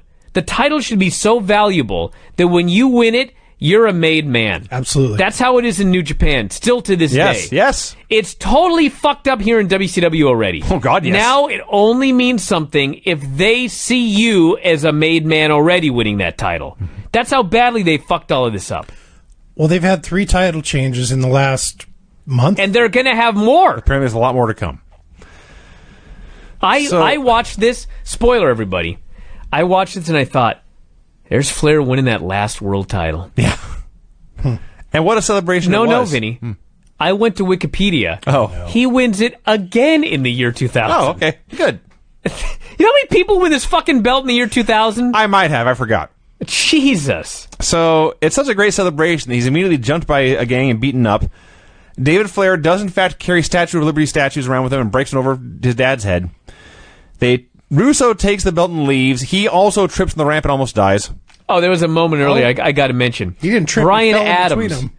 Fell between you. Brian Adams, after his Chronic match, he fell down getting out of the ring. He was trying to step between the ropes and he tripped on the ropes. Oops. He's bad. He's a bad wrestler. So Russo's leaving with the belt, but Kevin Nash blocks him off. He just grabs the belt and walks down the ring. He casually, pointlessly, needlessly, gratuitously powerbombs Jarrett through the ring. Just because. Why did they bother this? Just because. What did this They accomplish? had to gimmick the ring so he could powerbomb him into a fucking hole. There's a briefly tense stare down between Nash and Flair, and then Nash gives him the belt and raises his hand. And that's the end of that. Only it's not. Eric, I'd saved my notes and I started to shut the show off, and then I realized there's more? Eric Bischoff is so concerned that the new blood has lost the world championship to the ultimate millionaire in the Millionaires Club. He's making a phone call with Shane Douglas there. He says, yeah, me and Russo got to be somewhere on Wednesday. I'm putting you in charge of Thunder. Yeah. But you know, when the show went off the air, Ric Flair was the world champion. Mm-hmm. Yeah. Yeah, and it did as per Nitro standards, it did a good number.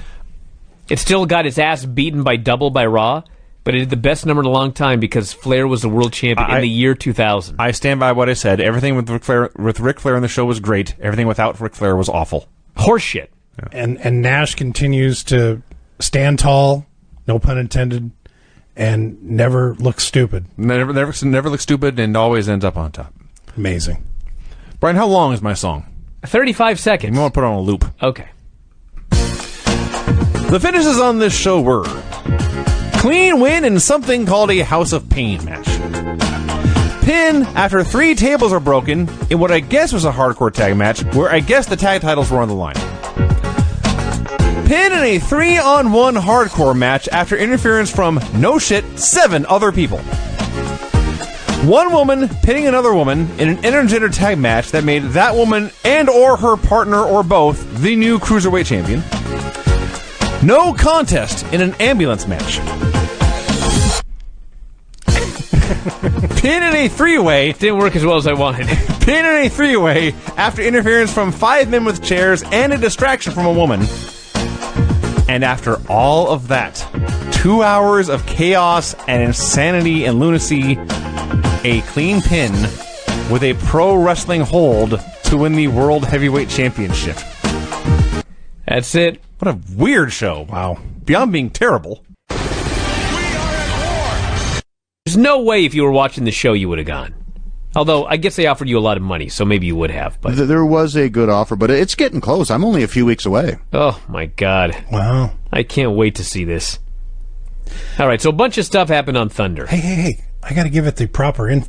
I'm the sorry. people need to know. Please. Brian. Monday Night Raw number 244, May 22nd. Nitro.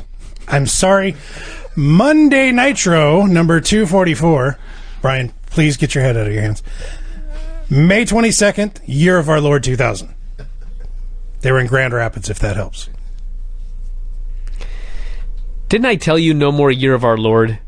Yeah, I don't pay attention. I don't need this controversy. So a bunch of stuff happened on Thunder. God forbid. About 6 months worth of stuff happened on Thunder. They showed clips of the world champion Ric Flair collapsing at the end of Thunder, and they also showed dissension in the New Blood. Yeah, Fair enough? that's about what happened. Okay. Russo, Jeff Jarrett, David Flair, and Liz arrive at the building behind a hearse. They are all in black and dressed for a funeral, the funeral of Ric Flair's career. Yeah, Flair collapsed. They're going to have a funeral on this show. Russo's got the belt. What a start. Hey, you know what I noticed here on this show? Lance will understand this as a listener to Wrestling Observer Live. They opened up the show, they blew up half the building with pyro. Yeah. They blew up thousands and thousands and thousands of dollars worth of pyro. And you want to know what happened? Company They went still out of lost business? in the ratings, and they lost the wrestling war. This pyro didn't mean jack shit here at the end. I've been listening to Wrestling Observer Live as well, Brian. Thank you, Craig. Okay, we get Booker T versus the Cat in a weapons match. The announcers explain that it's not just a weapons match, it's a martial arts weapons match. Why were Booker T and the Shat fighting in a martial arts weapons match? I don't Was this know. explained? No. So, Cat gets a heat immediately by hitting Booker in the face with a martial arts chair. Yeah. They talked about how Shad is Bischoff's son's Garrett's karate instructor. They finally reveal that on the air. Yes. I'm like, dude, you kidding me? Cat finds some martial arts sticks and Nunchucks and sticks. kendo stick. Booker delivers a bookend and a sidekick for his comeback, and then he hammers away with a kendo stick until Sean Stasiak runs out to help the Cat. Cat did a cartwheel kick into a chair onto Booker's face. Then the Misfits hit the ring. I'm sorry. Booker T was pinned after the chair in his face. I apologize. Yeah, Shat pinned Booker T. Yes. And then the Misfits come down. Major Guns is going to give Booker CPR. But then Bischoff and Kimberly interrupt. Now, before we get to all of this, so the night before, there was a WWE pay-per-view where they promised a 60-minute Iron Man match, and they went 60 minutes, and the finish was the title-changing hands on DQ, and fans were furious because that's a shitty finish. And so, this was WCW's bright idea on this show. We're not going to do any disqualifications. We're going to give the fans what they want. They don't want shitty finishes. They want pinfalls. And so, up and down this show, they did in fact give us pinfalls in all of these matches, but they also managed to give us really fucking shitty finishes up and down this show. Yeah, And this was one of them. Yeah, just because it's a pinfall doesn't make it good. Did you mention that Sean Stasiak ran in and that's why the finish occurred this way? I did. He hits the ring. It's just, this was bullshit. And also, too, just because it's going to play in later, it's like they've obviously developed a prop department that can make fake weapons and stuff. Shat's hitting poor Book in the head and the back with these sticks, with nunchucks. Like, Book took, a dozen weapon strikes to the head. And again, they're gimmick things, I'm assuming. Have to. But there's an angle coming later on the show. I don't know why everyone else on the show is taking dozens of shots to the heads with weapons. Anyway, when Eric did come out, he offers the Misfits a spot in New Blood. And He wants to recruit Booker into the New Blood, which I guess means he's a millionaire. So, Sure. my question is, does he have to give up all of his money? How does this work? I think there's neutral people. I think there is the Millionaires faction. Right. There's the New Blood faction, and then there's still just a bunch of WCW guys. It's like NWO, black and white, red and black, and then the WCW guys. Huh. I think. All I know is Major Guns mooned everybody, which was a pleasant surprise. And then Eric said you signed your death warrant. I guess Booker T wants to remain a millionaire. Well, he's not officially in the Misfits yet. No. He is not G.I. Bro yet. Yeah, that's clearly coming, apparently. Is he still just Booker, or did he get the T back? Well, I know he's Booker. I don't know if he's Booker T. They may have forgotten that. They may not have. I might have misspoke as well. I got to tell you something. 2 weeks ago, Eric Bischoff fired the Misfits. And then last week, they were just back.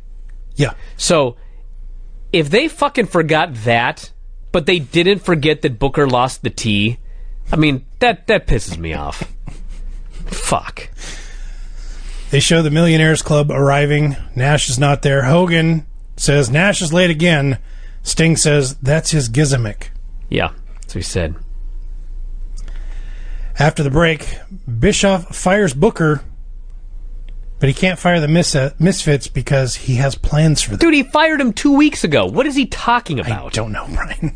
Hate this show. Okay, Russo and company are standing around Ric Flair's casket. It contains one of his robes and a huge prop nose. Yes. Which I did get a chuckle out of it. Everyone is sad. Actually, you know what? They did this in TNA with Team 3D. They did almost its exact same thing. What a shocker. But it was way better. In TNA? Yes. Wow. It was funny.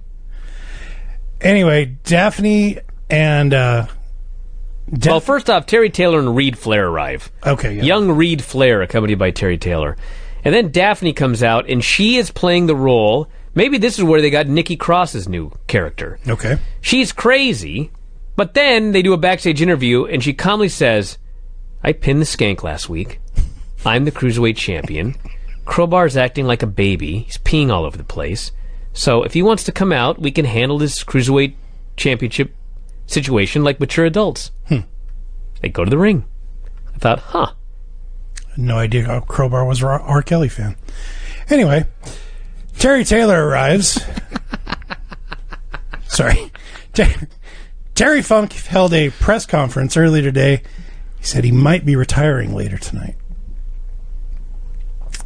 You already went over Daphne. We got the Cruiserweight title match, Daphne versus Crowbar. I'm not going to lie. I kind of like this. Okay. Because there was at least a story to it. And the story was... And this is not a good story, by the way, but this is the story. Mm-hmm. Somehow they both won the Cruiserweight title, but one of them is a man who's not a Cruiserweight, and the other one's a woman. So let me write that down. They've got to figure out who deserves this championship. And so I guess they're going to have a fight. And Crowbar is a gentleman, and Daphne, she's David's girlfriend. She was. No, she still is. Yeah, she came out with him tonight. You're okay. Right, she still is. This story really sucks. But anyway, so he doesn't want to hurt her, but she doesn't give a shit about hurting him. Right. So, like, he's trying to do an Indian burn. Their words, not mine. They're doing thumb wrestling. She gives him a wedgie. She's doing all these high spots. And finally, he gives her one big splash. Mm-hmm. And he feels bad about it. Yeah. I laid upon her body. I am such an ass. And so he's all sad, and Chris Candido runs down, goes after Crowbar, and then they send Tammy Sitch out there in fucking 10-inch heels. Yes. She can barely move, and they get in this brawl, and we get our weekly thong shot, which is now 2 a week, and the ref is letting it go because, Mark Madden says, the fans want to see finishes. Relaxing the rules. Do you fucking people know what a finish is, like a clean finish?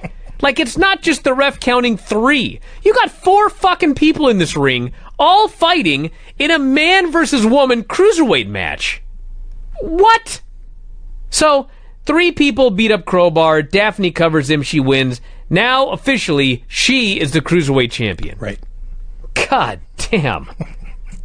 This show sucks. It only gets worse. So then, we find out that the Kid Cam is back. and it films... Somebody stole it. Right. But we don't know who. Like months ago. We see Tori Wilson basically mounting Horus. She's giving him a massage. The back mount. Either way. And she's massaging him. Yes. Front mount would be more fun, Craig. Don't say it's the same thing. It's definitely not the same thing, I don't know Craig. how you do it. Anyway. Booker T tells the Misfits to stay tuned. He has a plan. GI Bros are coming. I can't wait. The destitute and homeless Ralphus and Norman are in the parking lot washing cars for $1 apiece. It was 90s, Craig. Inflation. It would be at least $5 They're today. underselling themselves. They are? Absolutely. Did you watch this segment? That's true. In storyline, why are they filming this? That also is true. Well, I think it's because they're at the building and there's cameras everywhere in storyline. Okay. And they used to be stars. Maybe they're doing a Where Are They Now feature. So then we see Kidman. He's yelling at Bischoff and company about Horus. Eric says, you're the one that wanted to hang on the arm of that hot-looking blonde. You ever notice that Bischoff never says hot blonde? He always says hot-looking blonde. Like every single time he said that. Like it was very important for him to add the word looking. You can be hot and hot-looking. Anyway, the point of this is Kidman, who was Tori's boyfriend, Kidman is upset that she is now apparently with Horus. Yeah. Eric's turning her out. But he's not mad at her. He's mad at them for putting the two of them together. Yeah. Huh. This is a strange relationship. So, Kidman's yelling at Tori that she's enjoying it too much. I guess he is mad at her. And then he says, I'm going to go beat up Horus. You should be the referee or something. And Bischoff is right there, and he pulls off a referee shirt from a referee that he beats up and puts the shirt on Tori. Yes. This was such a terrible segment. Yes. It was the most badly acted, horrible segment to set up this match. So then we get Kidman versus Horace Hogan. They brawl to the ringside, and of course Eric Bischoff jumps on commentary because why not? He's calling this internal politics. Two of your guys fighting in the middle of the ring. I guess that is internal. Kidman takes over on the inside, and the camera keeps cutting to Bischoff the whole time. So there's a match going on, but the camera must be on Bischoff. It's fucking Kidman versus Horus. Well, there is that. Hogan ends up coming back. I should say Horus. Horus comes back with a big boot and then a choke slam. He then sets up a table. Horus makes his way to the ring, and then Kidman counters with a powerbomb. Because you don't powerbomb Billy Kidman. Horus is placed on the table. Horus throws Kidman off of the top rope and through the table. I can't believe we're recapping this much of this match. I'm sorry. Tell us about when Hulk ran in. Let's jump to the chase here. Tori is forced to count the pin. Hulk says Eric Bischoff used to be a cool guy. Wait. We didn't. We're talking. You wrote Hogan too many times. You're confused. I did. Hulk Hogan ran in the middle of the Kidman Horus match. Yes. A He was the third one man runs in. He was the one that pushed Kidman off the top, wasn't he? Yes, he Yes. starts beating up Kidman. He power slams him off the top through Horus and a table. And then he puts Kidman, his hated rival, on top of Horus, who I guess is also his hated rival, and also his cousin, and he demands she count the pin. So, and by the way, he put his foot on both of them. So, I think he was pinning both of them or something here. So then, yes, he cuts a promo, and he says, Bischoff, we were tight for a long time. I used to think you were a pretty cool guy. I hear you running your mouth about a special ref at the pay-per-view. Get any damn ref you want. Far as I'm concerned, you're just a pissant. I'm going to kick Kidman's ass. You little piece of shit. Wow. That's what he said. I presume that was bleeped in real life. I'm guessing so. So the storyline is it's Hogan versus Kidman at the pay-per-view. If Hogan loses, he must retire. Can you fucking imagine? And if he wins, he gets a championship match at the next pay-per-view. Coming off 5 losses on TV, by the way. He's been pinned by everybody. He's fucking been pinned by When he got pinned to get on this show, I was so furious that he got pinned for the 5th straight week. They have lost their minds. You see Terry Taylor asking Reed, Are you okay with everything? He wasn't. No. The filthy animals arrive in a lowrider. Ralphus and Ernest Miller offer to wash their car. They agree, and we see the Misfits take notice of their arrival. I got to talk about this Terry Funk promo. Okay. No, hang on. You've overlooked the best part of this segment. Oh, that's actually next. It's not.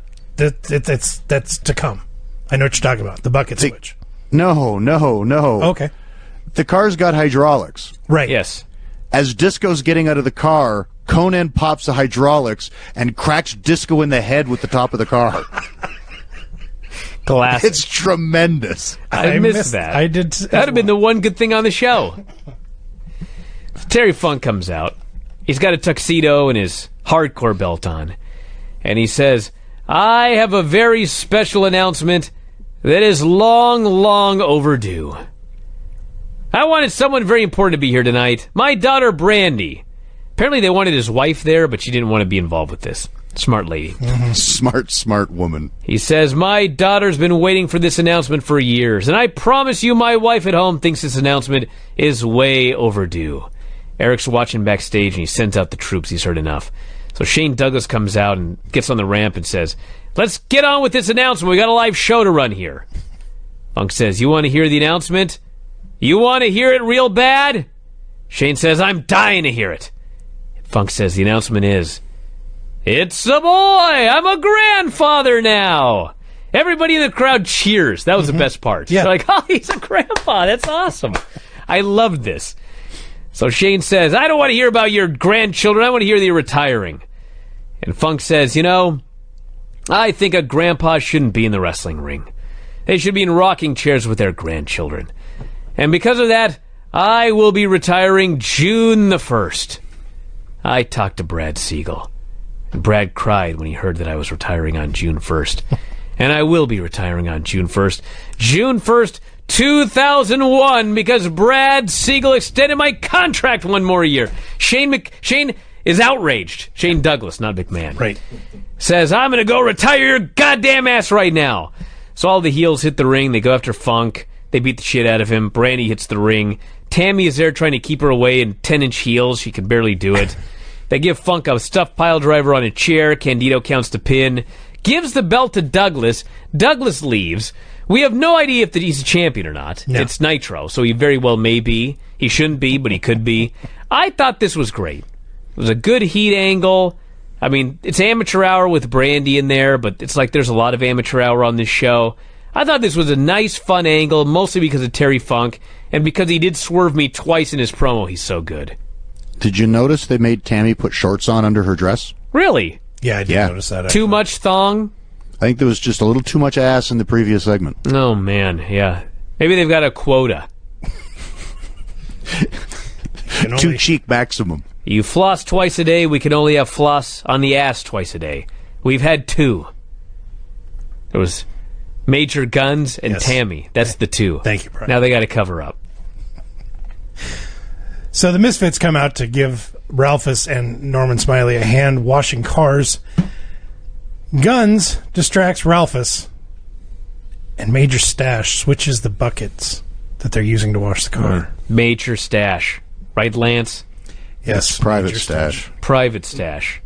Should be Private Stash. Yeah, but it ain't. Seriously, until they explained it to me, it's like I kept wondering, it's like, he doesn't have a large mustache. How is he Major Stash? I didn't get the gimmick until they explained to me that he wouldn't be the lowest ranked guy. Yes. Yes. He's a 10-year veteran. So we get clips of... Fuck, can you imagine? I once interviewed Jerry Jarrett. This was around the time that Russo was in TNA. And he was doing all these interviews talking about how it took him 30 hours to write Impact every week or some number like that. And I'm interviewing Jerry Jarrett, and the question was something like, you ever spend 30 hours writing a 2-hour television show? And there was like a pause, and he said something like, I would be so fucking embarrassed if it took me 30 hours to write a television show. And I think about Major Stash, and it's kind of like, fuck. Why would you even say you've been in this business 10 years? Can you imagine? Like, I'd say I just started. Then you might think he's not bad. Yeah, exactly. Sure. So then we get clips of Canyon on Thunder. He is doing an interview from his hospital bed. He is rigged up with a back brace and a halo. He's not sure he'll ever wrestle again. He is not sure he will ever wrestle again. And he says he said, it's not when I walk again, it's if. Oh, man. More on Wednesday. So here's Mike Awesome. He comes down to the ring. He is in a wheelchair, also sporting the back brace and halo. He mocks Canyon for being out of wrestling. He says he wants Paige. Instead, the Wall comes out. So now they have, and I quote, Wall versus Mike Awesome in a tables versus ambulance match. Jesus, God. What does that even mean? Well, I think it meant that Wall had to go through a table, but Awesome had to be put in an ambulance. That's ridiculous. The ambulance is backstage, by the way, so Be the Wall's other way at a around, wouldn't it? disadvantage. Well, all I know is Wall went through the table, so he lost. Ah, okay. So that must have been the stipulation. Which, by the way, he gets thrown over the top rope through a table and loses. Yes. And then leaps to his feet Yes, and he brawls did. to the back with Mike Awesome. He no-sold the table bump. They're talking about how the Wall is indestructible, he can't be beat. And I'm like, I just fucking watched him get beat. And I saw him get beat a couple of weeks ago, too. And then Douglas beats the hell out of Wall with a pipe. Yep. So I guess he's not indestructible. They go to throw him in the ambulance, but DDP makes a save. He tosses Awesome into the ambulance. Maybe DDP won the ambulance match. And the ambulance just drives off. And then Wall and Douglas start to brawl, and Wall starts choking him, and he goes, I'll kill ya! And they cut away. The fight after the match went 4 times as long as the actual match. And Wall took like 4 lead pipe shots to the face. No sold all of it. He's indestructible. Now, maybe the stipulation of the match is a play off the Kevin Nash Mike Awesome match, because they had the ambulance match that ended with a table break. You know, I hadn't thought of that. I didn't even remember that. It's last week. When he almost killed him with that power bomb off the corner of the Oh, stage. God, that's right. That's right. But that was different because you didn't have to throw the guy in the ambulance. You just had to render You're him. supposed No, to. he It was were an you? ambulance match. He couldn't throw him That's true. onto the table. This all sucks. So then we cut to a casket being brought to the ring. So Shane and Awesome are also there. Well, first, this was when Ralphus appeared and poured paint all over the Filthy Animals car because they'd switched the bucket. That's what my next notes read. Norman and Ralphus pour whatever it was in the bucket Paint. onto the car. It looks like paint. It was probably paint. How are they clueless to this? I don't think it was like whale blubber. It was some sort of white substance, milky. Mm-hmm. So anyway, Russo and his crew came out. You know what's funny? Tell me. Russo, here's what I wrote. This is my exact sentence. Russo claims Flair had a brain aneurysm. I think he also called it a brainurism. So I wrote that down, and my spell check flagged aneurysm, but not brainurism. Interesting. Yeah, it's weird. Anyway, says they're going to give the belt back to Jeff. He's given the title. Russo has Flair's Rolex. He's going to bury it along with his career. Goes to open the casket, and surprise, surprise, someone is in there. Is it Ric Flair? No. No. It's Kevin Nash. That's right. Who can barely get out of this goddamn casket. Well, he can hardly walk. He's got bad hips and knees. Jesus, it took him an hour to get out of this casket. It was like he was really rising from the dead. He gets in the ring, he kills all these geeks. Why was he in the casket? Dude, fuck. Like, he climbed You're into this asking me? thing. He climbed into this thing backstage underneath the lining, laid there for like an hour or 2, so that he could just come out and grab Russo, push him, and then jump. It's like, you could have just walked down the ramp, dude. I don't know. And the best part was, when they open the casket, you can't see Nash because he's under the lining. Yes. And time stands still. And like, Russo's waiting for Nash to come out, but he doesn't. So then Russo starts pulling the lining away from the casket. It's like, why would someone do that? Oh, there's a body in there. It's Kevin Nash. The nose is gone. Should have made a biblical reference to noses while you were doing this review, Craig. Noses. All right, let's talk about this Steiner promo. Well, first we had this smoke show of a blonde trying to interview Vince Russo. Pamela Paulshock. Yes, I'm a fan. He tells Nash that he has 45 minutes to give the title back, or it's a no-holds-barred match. With who? Who cares? No, I think he said it was Jeff Jarrett. Did he? I think so. Russo is getting more and more screen time every week. I Yes. noted. The show's getting worse. Scott Steiner's freaks are dressed up as University of Michigan cheerleaders. They bounce their way down to the ring. Steiner talks about... Excuse me, Rob. You made a horrible noise. Who was the third freak? They I never don't know. acknowledged her. She was just there. Yeah, she wasn't dressed like the others. All Yes, right. Rob. She's Okay. Michigan thing, I'm sure. Oh, that's right. He's an Sports Ohio bullshit. State guy. Yeah. Come on. Right. Anyway, Steiner talks about how... This was a crazy promo. Steiner talks about how when the dark side of the moon is out and he turns into an animal and there's nothing finer than down the 69er with Scott Steiner. They bleeped that on the live feed, but we got to hear it in all its glory on this WWE Network feed. So anyway, here's the story in this cage match. Oh, boy. It's Rick versus Jesus. Scott in a cage. So Scott says, Sort of a cage. I have got a cage that will follow me everywhere that I go. And so they've got this fucking cage hanging from the ceiling. It's fucking, I swear to God, it's a bird cage. I was going to say, this is what kept Sylvester away from Tweety Bird. It is a bird cage with no door, and they say there's no way in. Okay? So Sure. they lower it down from the ceiling, and it's smaller than the ring. Yeah, it fits in between the ropes. So they barely have any room to do anything. Like one of the suplexes, Scott can barely even suplex his brother because there's fucking no room to throw him. So they're doing this match, and Goldberg's music hit, and out comes Tank doing its Goldberg impression. Mm-hmm. Now, the idea was, this is the idea, I swear to God. Tank comes out with bolt cutters Yes. because they say there's no way in, and there's no door, so he needs to cut his way in with bolt cutters. Right. Okay. So whoever came up with this idea, somebody else was like, well, if we say there's no way in, and he cuts his way in with bolt cutters, That's a way in. that's bullshit. So they're like, fuck, you're right. Okay. Well, we'll have him try to cut, but he can't get in. Okay. Because there's no way in. Right. And then he'll beat up the guy with the device, and he'll raise the cage. That's still a way to get in. Well, apparently they didn't think that, because that's what they did. Yeah. He came down, he made 2 cuts with a bolt cutter, realized it wasn't going to work, beat up the guy, and pushed the button, and the cage went up, and he got in. Yeah. What are you asking me for? I don't know. Why is wrestling so hard? It's not. That's the problem. Fucking Jesus God This Almighty. isn't wrestling. Fucking gets in there, and they beat him up, and that was it. And then who should run out to make the save? Fucking Kevin Nash runs out again. The conquering He's hero. all over this show. Can I have less Kevin Nash? I'm sick of it. Then he does a promo. Yes, he did. He says, let's do this match tonight. He goes, I got an idea.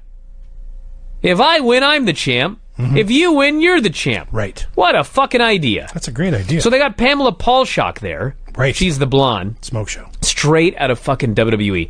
He cuts his whole promo. He comes up with his idea. And then she looks at him and she goes, wow. That's it? But he challenged him to Bischoff's ultimatum. Yes. Right. It's like, what? This isn't your idea. That's what they said what would happen if you don't give up the belt. With the title on the line. This is a bad show. DDP Chuck Palumbo. Yeah, they were in the gym, and they showed Luger dumping a protein shake on him. Okay. Next match, Chuck Palumbo versus Diamond Dallas Page. Jericho and Kane once had a feud over Jericho pouring coffee on him. Coffee's hot. You ever had a protein shake? Yes. Those things are sticky and gross. Right? I'd rather have coffee poured on I don't me. think you would, Brian. I promise you. You think Let's coffee... try it sometime. Yes. You For the think video site. Actually, you know what? Brian thinks coffee's icky. It is icky. You're a fool. I'm a Anyway. man. I, They had a bad match. Mike Awesome ran in. The fucking guy that was thrown in an ambulance and taken away is just back. yeah. Hits a fucking guy with a halo for the pin. A halo. They have to go. So light and so soft. But he got him with the metal part, they said. Nah, Sort he of. did. And then Luger's trying to get in the ring, and Kimberly stops Luger from getting in the ring with her great power. Mm-hmm. And then he gets hit in the face with the Lex Flexor, and they say his face has been shattered. He's now put in the ambulance. His face not as strong as the walls, apparently. Apparently not. Oh, my God, then this segment. Reed comes out with Terry Taylor, 12-year-old Reed. This was bad. So he gets in the ring, and he says, David, I would like you to come out here, please. I can't even do it. He asks, I can't even do it. But he calls out David, and there's a pause, and then Terry goes, say it again. So Reed says it again. There's a pause, and then Terry goes, say it one more time. He says it for a third fucking time. Everyone's bad. And then out comes David with Daphne, now a heel. And Reed says, if there was something I said, I'm sorry. The family wants you back, especially Dad. And so all of a sudden, David Flair is like the most charismatic guy I've ever seen. Well, yeah. He starts cutting this promo on Reed. Daphne hits Terry with a statue. Reed low blows David, double legs him. Yes. Puts him in a headlock. David just shoves him down, puts him in a figure four leg lock. Geeks run down to make the save. So the original idea was Dave was going to beat the shit out of Reed, but Reed's 12. Yes. And so they were like, you cannot beat the shit out of a 12-year-old. I bet you Russo scripted it that way. You can do a figure four, that's it. So that's what they did. The idea was good, but in execution, this was a disaster. This amateur hour stuff has got to end. So then we have Vampiro versus Hulk Hogan. Vamp comes down to the ring with a blowtorch and a can of gasoline. We are then informed that Vamp will be wrestling Sting in a Human Torch match. I can't wait for that one. That'll be at the Great American Bash. Tony then tells us the way you win that match is to light your opponent on fire. Thanks, Tony. Vamp jumps Hogan. Well, we might have thought it was you to hit the guy with the blowtorch, because that's what happened in this match. Okay, thanks for stepping on that. Vamp jumps Hogan from the start. They brawl onto the floor. Hogan no-sells a super kick and punches. Everything. Throws Vamp over the announce table. The announce table gets knocked over. It didn't break, it just gets knocked over. Finally back in the ring, Hogan is beating Vamp for a solid 4 minutes, and then he hits the leg drop. This brings out Kidman to hit Hogan in the head with the blowtorch to give Vamp the pinfall. Vampiro pinned Hulk Hogan. This is horrible. It's just horrible. He's done more jobs, and all of them meaningless, sadly, in the last month than he did in the previous decade and a half. Yes, that is absolutely correct. And probably going back even longer than that, actually. The ref was actually looking at Kidman in the ring, holding the blowtorch, and paid it no mind. They're laxing the rules, Craig. No one wants a DQ. I understand. They want clean finishes like this one. I think you got to go back to like 1979 for Hogan to have done this number of jobs. You're probably right. So then Vamp grabs the gasoline and the blowtorch, but Sting hits the ring and cleans house and hits Vamp with a scorpion death drop. Hogan and Sting embrace, and the crowd is shown on the night. The crow is shown on the Nitrotron. So the filthy animals go outside. They see that their car has been defaced. They beat up Ralphus and Norman. The MIA run in, got a wild brawl. Ralphus is laying there dead. Yes. Oh, God. And the MIA goes, you need to wake him up with mouth-to-mouth. Major Guns. And Major Guns, by the way, gave mouth-to-mouth to 54-year-old Terry Funk last week. That's right. But she takes one look at Ralphus and she's like, I can't do it. He has a tooth. Not teeth, a tooth. She does not want to wake him up.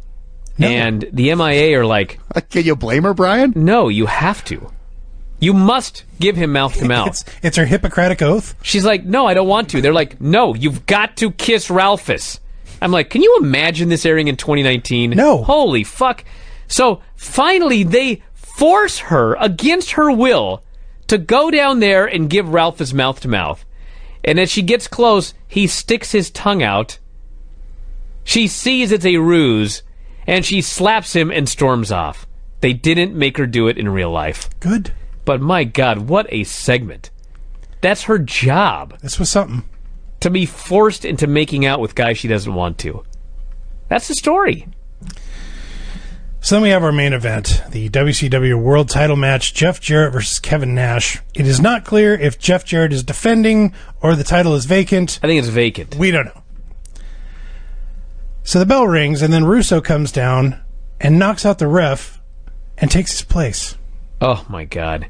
You'll never guess what we had, everybody. A heel ref who won't just count 3 when the babyface kicks out. In fact, there is a spot where Jarrett waffles Nash with a chair. Actually, first Nash no-sold that chair shot. Yes, he did. And goes outside. Later, Jarrett covers Nash. Russo counts 1, 2. Nash kicks out at the last second, and he stops counting. And even Mark Madden goes, why didn't he just count to 3?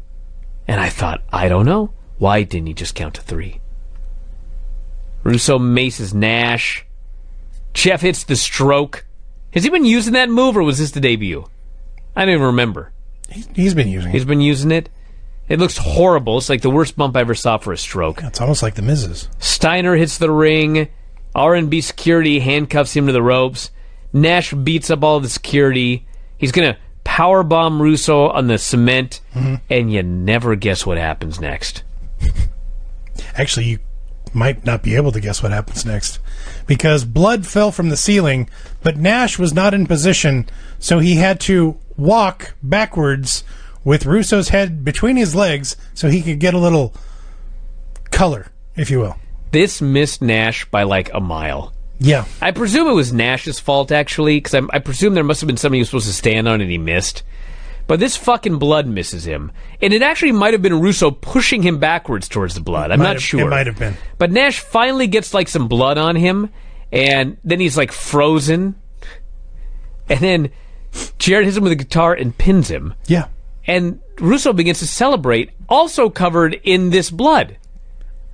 This blood only affects the baby faces. Right. What? If you want to have a good laugh, go back and watch the blood dropping and look at the fans that are inches away from this red liquid falling. They are disgusted. They are angry. It's probably shitty, sticky, disgusting, grotesque I'm sure it was. blood. And I guarantee you, Kevin Nash didn't screw up. He stood there on purpose because he didn't want to get this shit on him. He probably did. Kevin Nash is no fool. Well, he got pushed into it at the end, so one way or the other he got covered in the shit. And yeah, it only affects the good guys. What kind of weird blood is that? It's like Warrior Smoke. That's right! Warrior Smoke only affected, like, the heels or whatever, not him. Anyway. So the show goes off the air. We have Jarrett, Russo, and then Eric standing tall on the top of the ramp, gloating and holding the championship belt. You know what this was? This was every TNA Jeff Jarrett main event that we saw for like 10 more years. Like, there's a million things that happened, a bunch of people run in, it's a bunch of bullshit. Like, this was the beginning of a long-ass run of these kinds of matches in TNA. This show was terrible. Anything else you'd like to add, Lance? No, it was pretty awful. Fucking horrible. Yep. Can you believe it went out of business? Can you believe you went there in 2 weeks? I just find it really interesting because, again, I wasn't watching that much. And it's interesting because I didn't realize MIA was just put together. The Filthy Animals were just put together. So it's like, these are all new factions when I'm getting there. I thought they had a little bit more history behind them. Little did you know.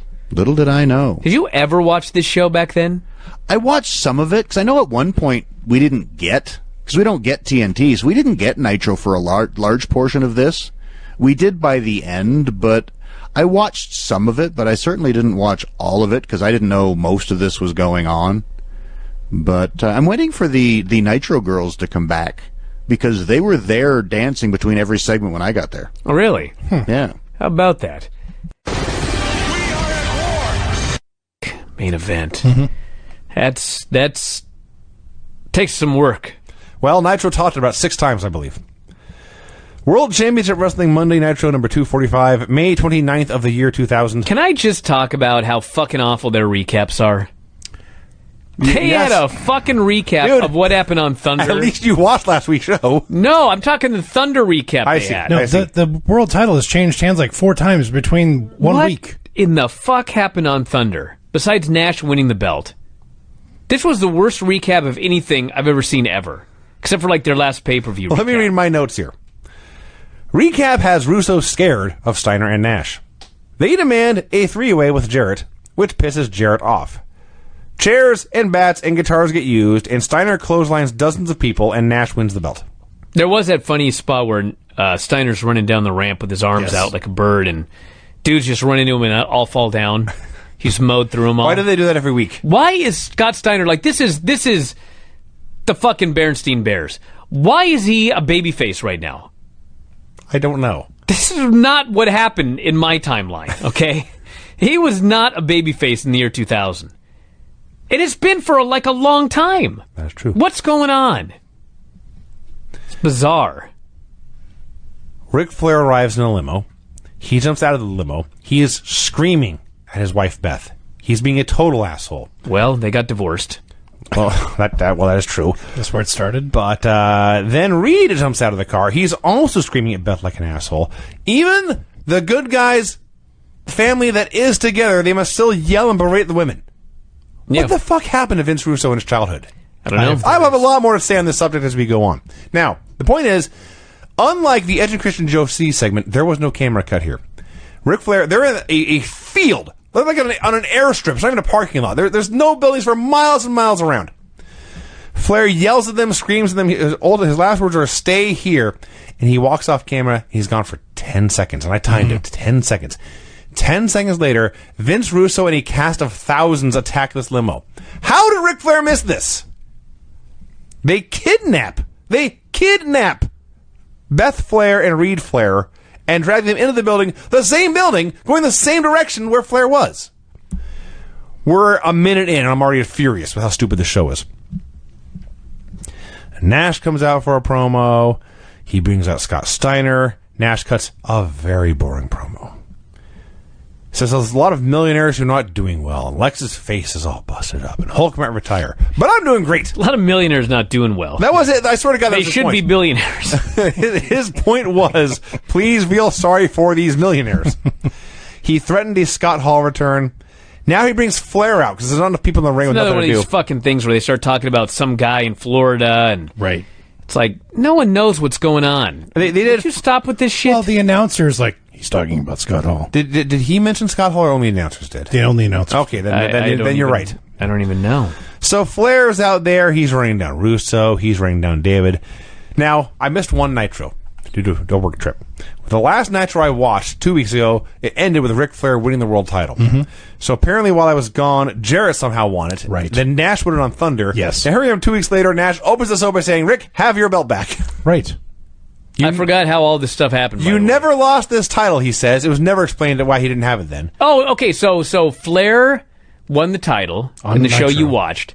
Then there was the explanation that on Thunder he had a medical reason unknown and fainted. And then I think the belt was given to Jarrett. I could be wrong about Pretty this. sure that's correct. And then there was a Jarrett Nash match on Thunder. Well, that was the three-way they were talking which about. was the Steiner. recap. I guess there must have been a third person, but I don't know because the recap was fucking terrible. And Nash walked out of it as the champion. Now he is giving the belt Yes. to Ric Flair.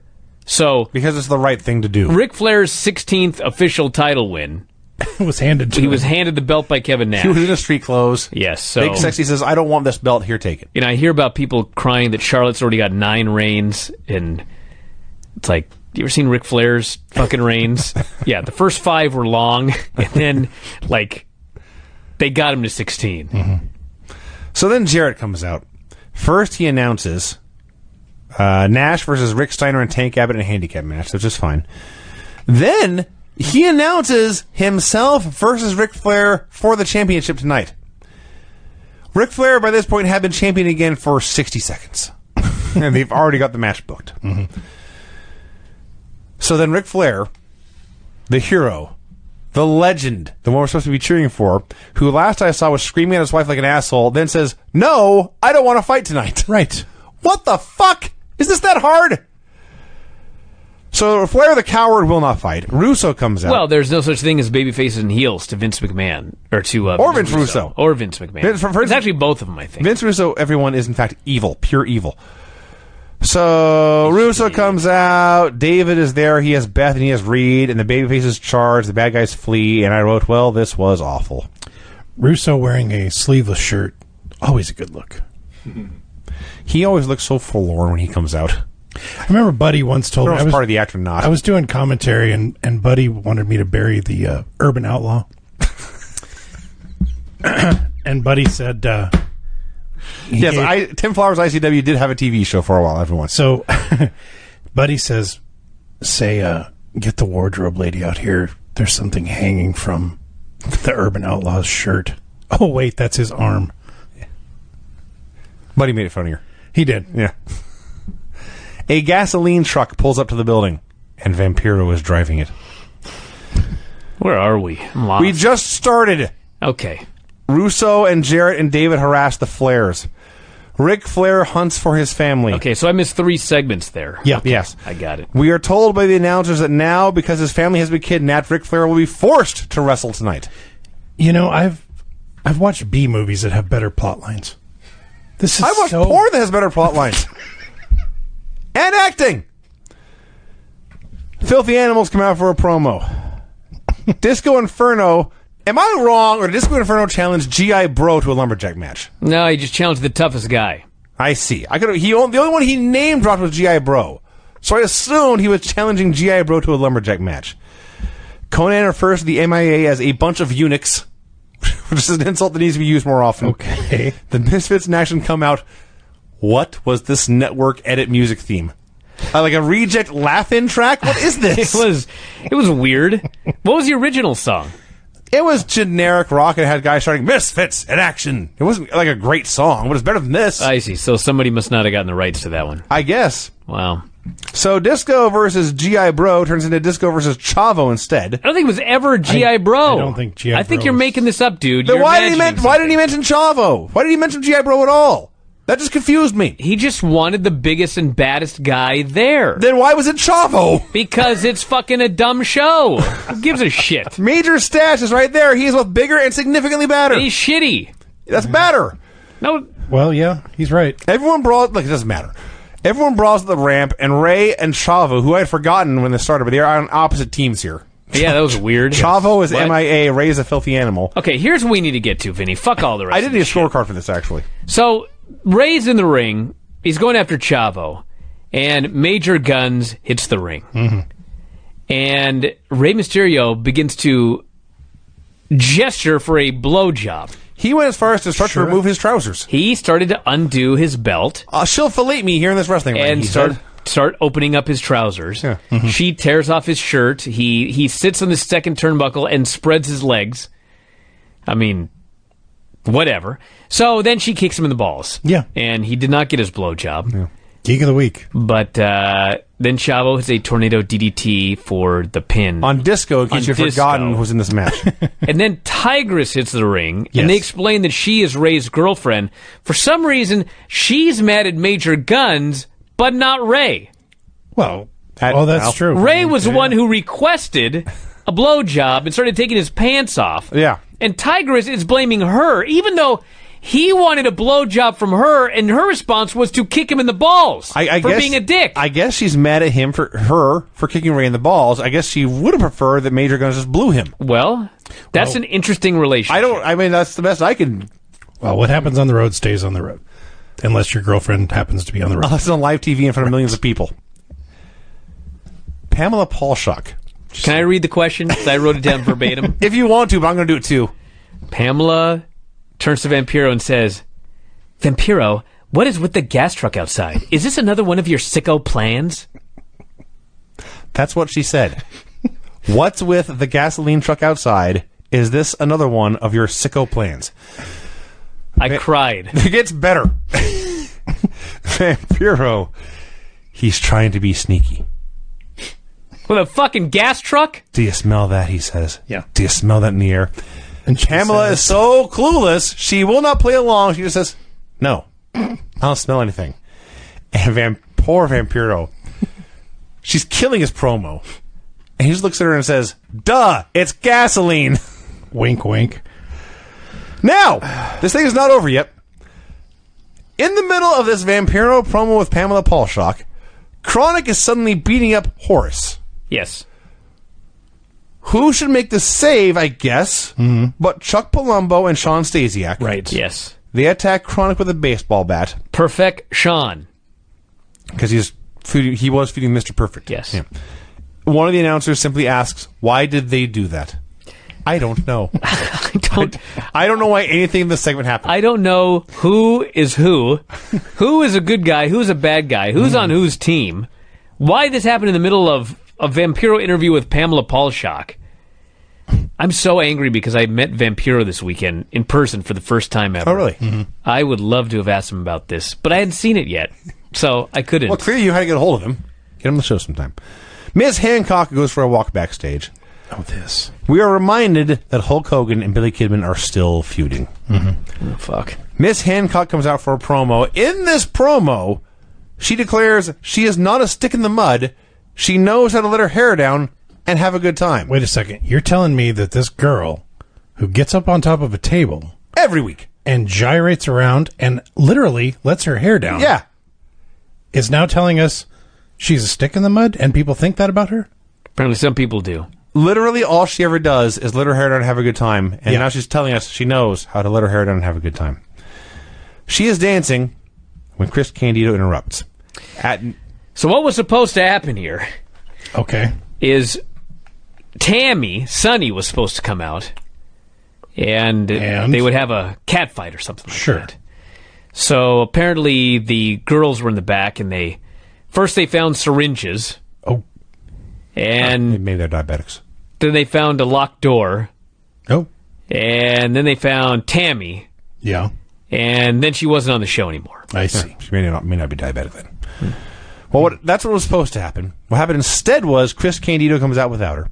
At this point, they randomly cut backstage where David Flair is watching. He's hanging out with Vince. His family's been kidnapped. And he's watching on the monitor, and he gets alarmed and says, I gotta go. Yeah. Okay. Spoiler alert, everyone. David, we are told here, is dating Miss Hancock. Yes.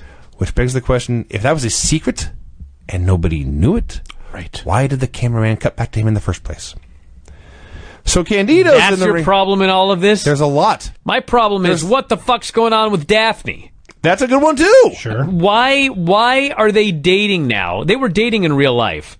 But like one day, they just decided, well, let's make it a storyline now. So let me get this straight. So Sonny is passed out backstage, and then they say, I know how to fix this. We'll announce that Hancock and... No, it was a totally different thing.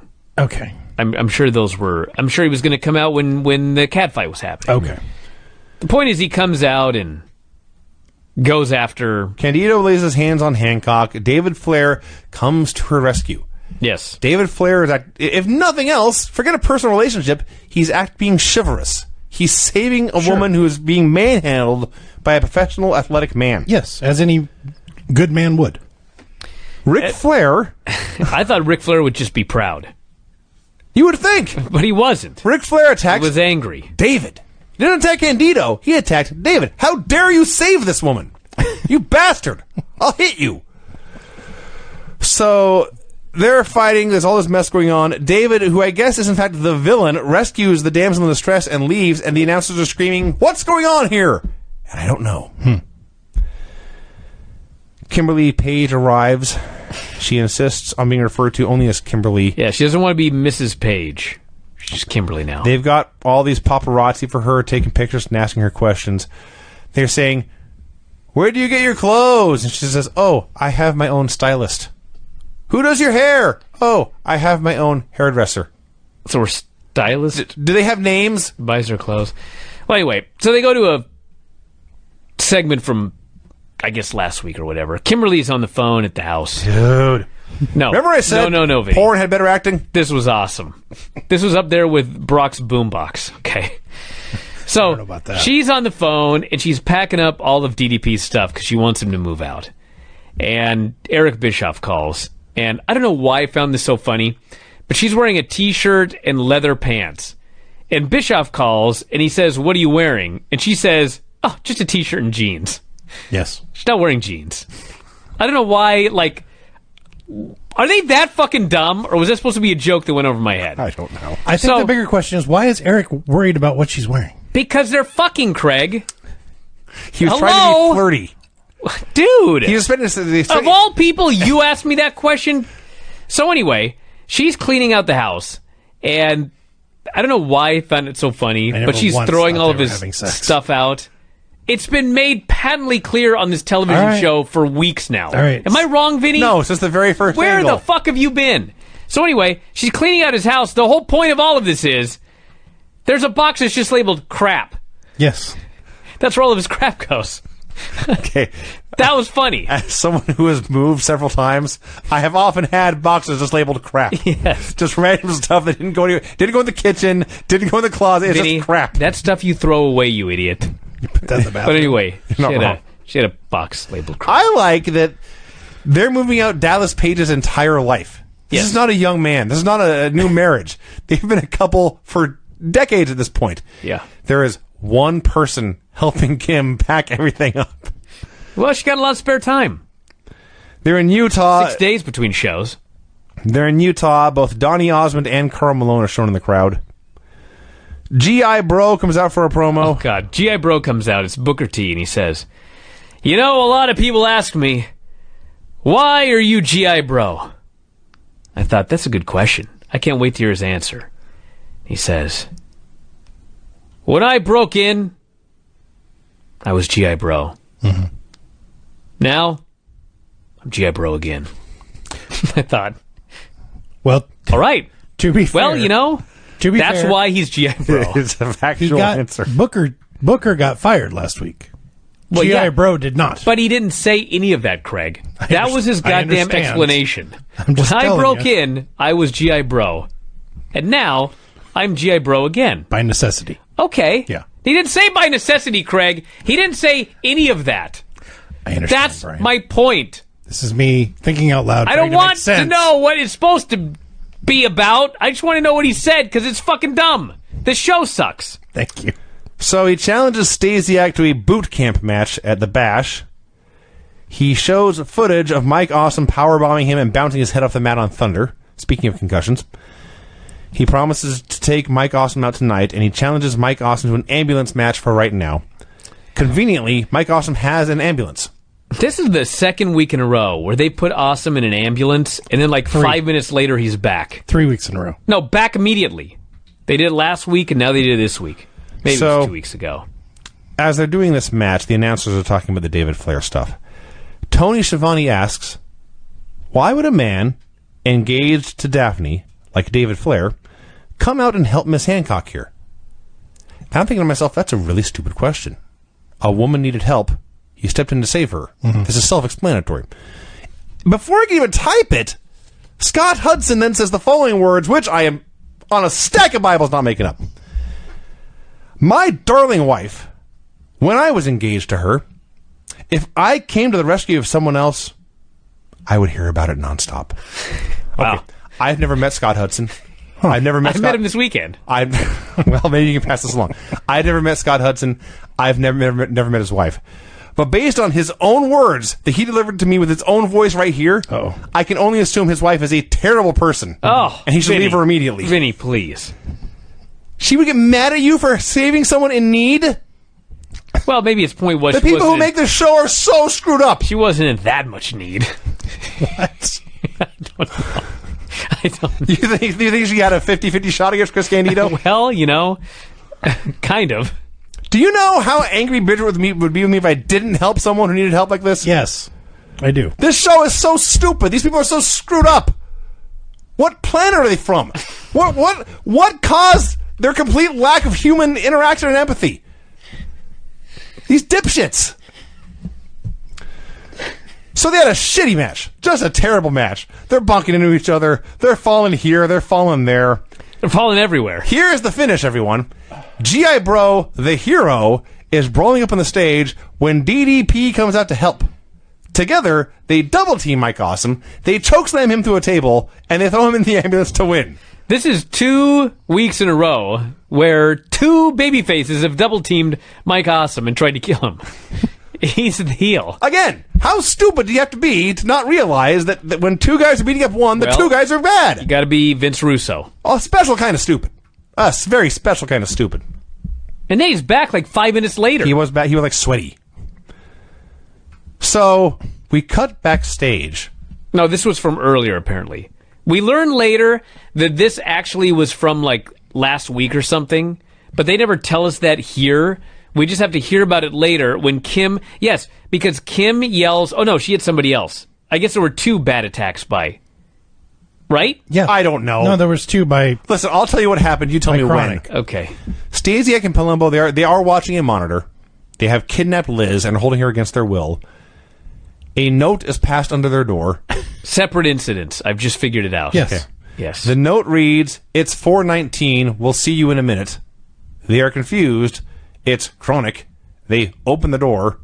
They beat up Chuck Palumbo and Sean Stasiak. Elizabeth runs away. She's free. Well, she whacked somebody with a bat first. No, she gets her vengeance. But this is the thing. It's been like a month that Elizabeth has been kidnapped and dragged around the country. Yes. Now, through some serious the Hand of God act, Chronic is attacked for kidnappers, giving her a chance to flee. Well, actually, she's been freed on more than one occasion, I'm sure and she ends has. up back in. I couldn't figure out custody why again. she was kidnapped here. I'm sure. Who knows? I don't know what's going on. I did not know what was going on this show. What is Russo's fascination with kidnapping? Well, they're women. Telling stories, Craig. And women cannot be trusted on their own. They must be contained at all times. It's almost like he's a woman hater. He has issues.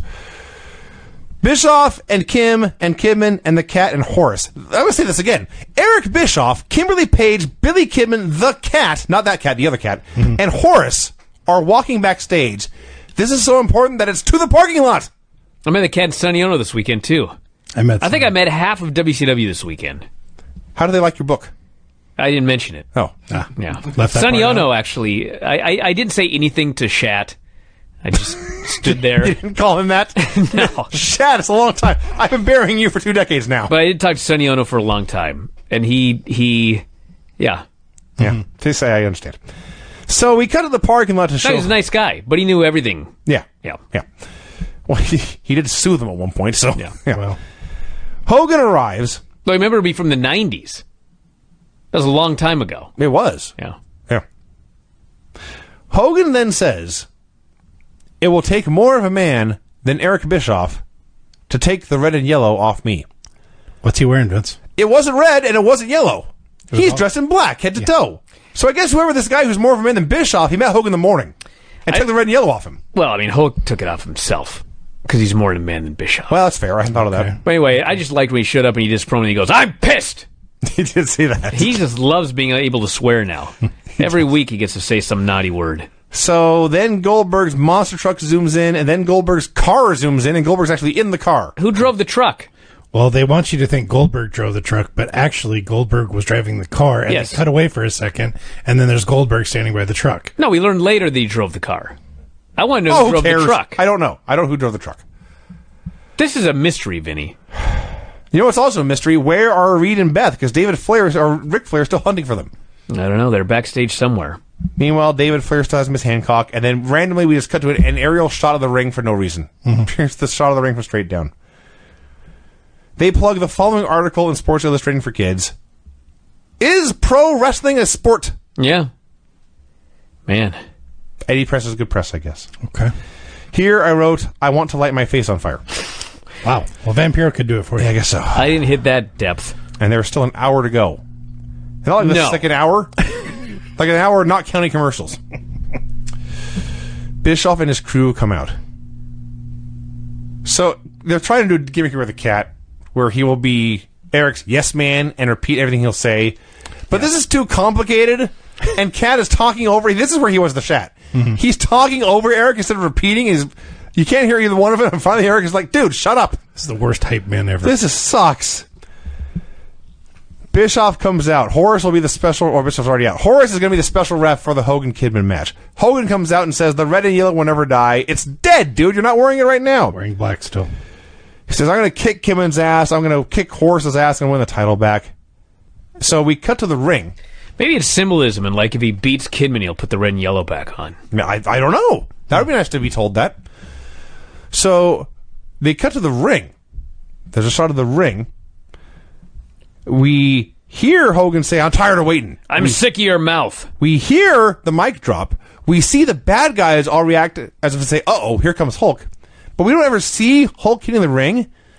Instead, we cut back to the parking lot, where I guess Goldberg has been standing there with his hands on his hips for 20 minutes in the sun, and now decides it's time to walk into the building. Yeah. Go to the break, come back, and during the break, Hulk Hogan did in fact clear the ring. He beat everybody up. Yeah. Kevin Nash versus Rick Steiner and Tank Abbott. So they hit Nash with the pipe, and they're beating him up. And then Goldberg's music hits. And even though they have spoiled this throughout the show, maybe in front of the live crowd, I don't know, his music got a giant ovation. Oh, my God. Yeah.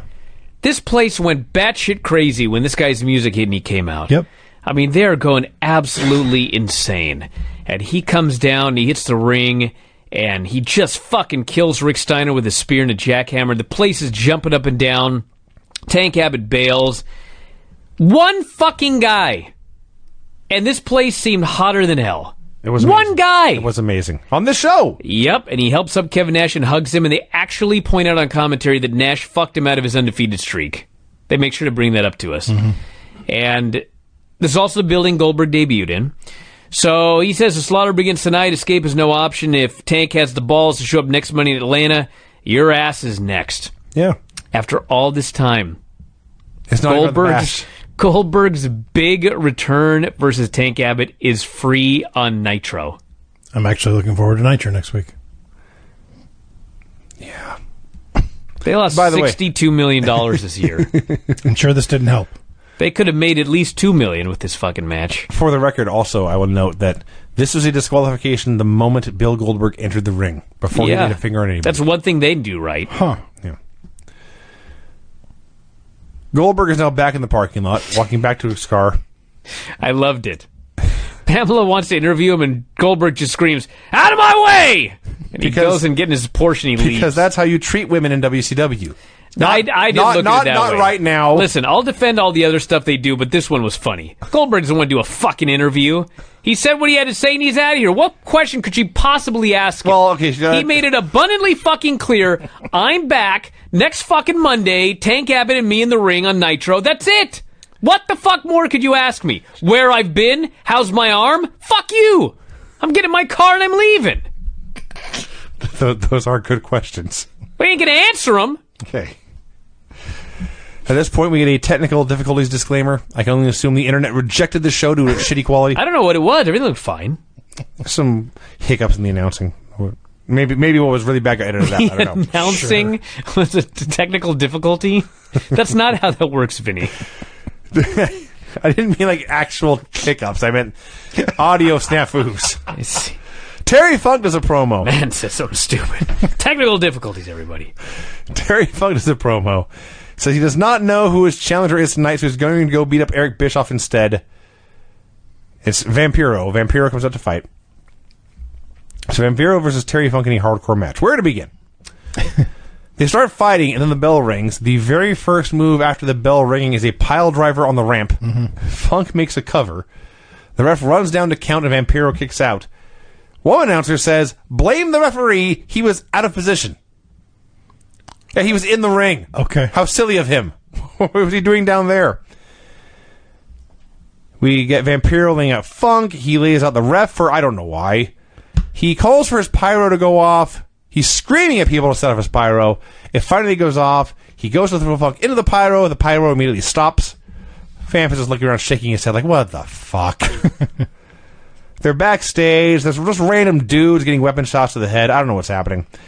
They fight by the gasoline truck. The hose goes off. The whole parking lot is sprayed with gasoline. The state of Utah is now in fire jeopardy. Sting appears to make the save, and Vampiro pulls out a blowtorch. They take it away from him. That is the end of this hardcore championship match. Cool. Ric Flair is still hunting for his family. It's a big building. The cameramen know where his family is. Why doesn't one of them tell Flair? They're filming Russo and whatever. Shane Douglas is there. He is upset that he has an asylum match with Scott Steiner tonight, but Russo says, hey, it's a title match, and now Shane Douglas is happy. That almost makes sense. Sure. I have bigger fish to fry on this show. That's true. So the asylum is a small circular cage. They debuted this last week. Okay. It looks like Tweety Bird's cage. It does look like a bird cage. Oh, yeah, you missed this, so. Yeah. Is this a match, actually? Yeah. Not quite yet, but if you want to. Okay, well, I'll talk about it when we get to the match. Right. Page's SUV arrives at his house. He finds his boxes of crap all over the lawn. He's getting a divorce from his wife, but he still says, can you get your sweet ass out of this house? Fact is facts.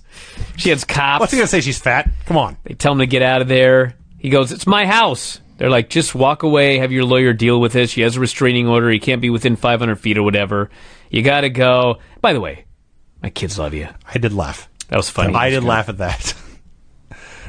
So we're back at the building. Here is Sweaty Mike Awesome. It's back. Yeah, he's out of the ambulance now. He says, Kim, you've known Paige better than anybody. You need to tell me how to beat him. Palumbo runs up. He says, Kim, I'm screwed. I can't find Liz. But if you go to the ring, you'll get yourself on TV, then you can call out Liz, she'll come out, and I'll get her again. It's his cunning plan. We're shown on Thunder. Liz drags Kim to the ring so Paige can spank her. And then Kim and Mike Awesome and Chuck Palumbo go to the ring. And Kim calls out Liz. Mm-hmm. And Miss Elizabeth, the world's dumbest kidnapping victim, comes back out. And she gets in the ring. And Kim unveils her cunning plan, which is get her. Yeah, good plan. You get her. The announcers are appalled. This was a setup from the get-go. You know what's funny about this? They said so. I got to say something about this. So when Kimberly first came out, started talking, I wrote, to be fair, she's 100% better on the mic now than she was 2 months ago. And then, like, by the end of this, I just wanted to delete that. She fell right off a cliff. Now, Liz was actually not bad. In fact, her promo, when she says, everyone's sick of you and your low-life friends, I'm here, what do you want? She delivered that line great. She just looks like such a deer in the headlights, but when it's time to actually perform, more often than not, she does a great job. She hits her spots. Well, maybe she has Stockholm Syndrome. Hey. All right. Paige comes out to save Liz. Bischoff is out there. He says, Dallas Page, you have violated your restraining order. You are now under arrest. He sicks the cops on Page. So the cops put handcuffs on Dallas Page. When Chuck Palumbo is there with the Lex Flexor, he begins to strike the handcuffed Dallas Page with this weapon. Right. He begins to strike the police officers in the head with this weapon. I was so mad when this happened.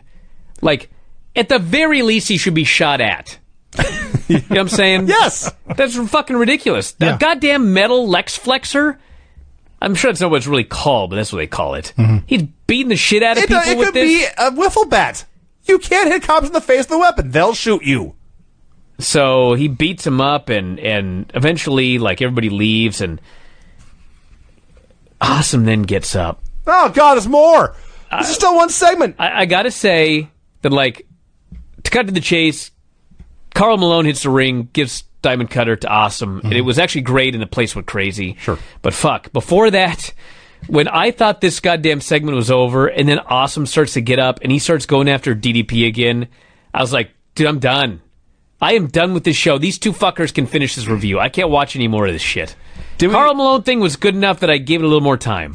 Did we mention that in this melee here, Lex came back out and he saved Liz again?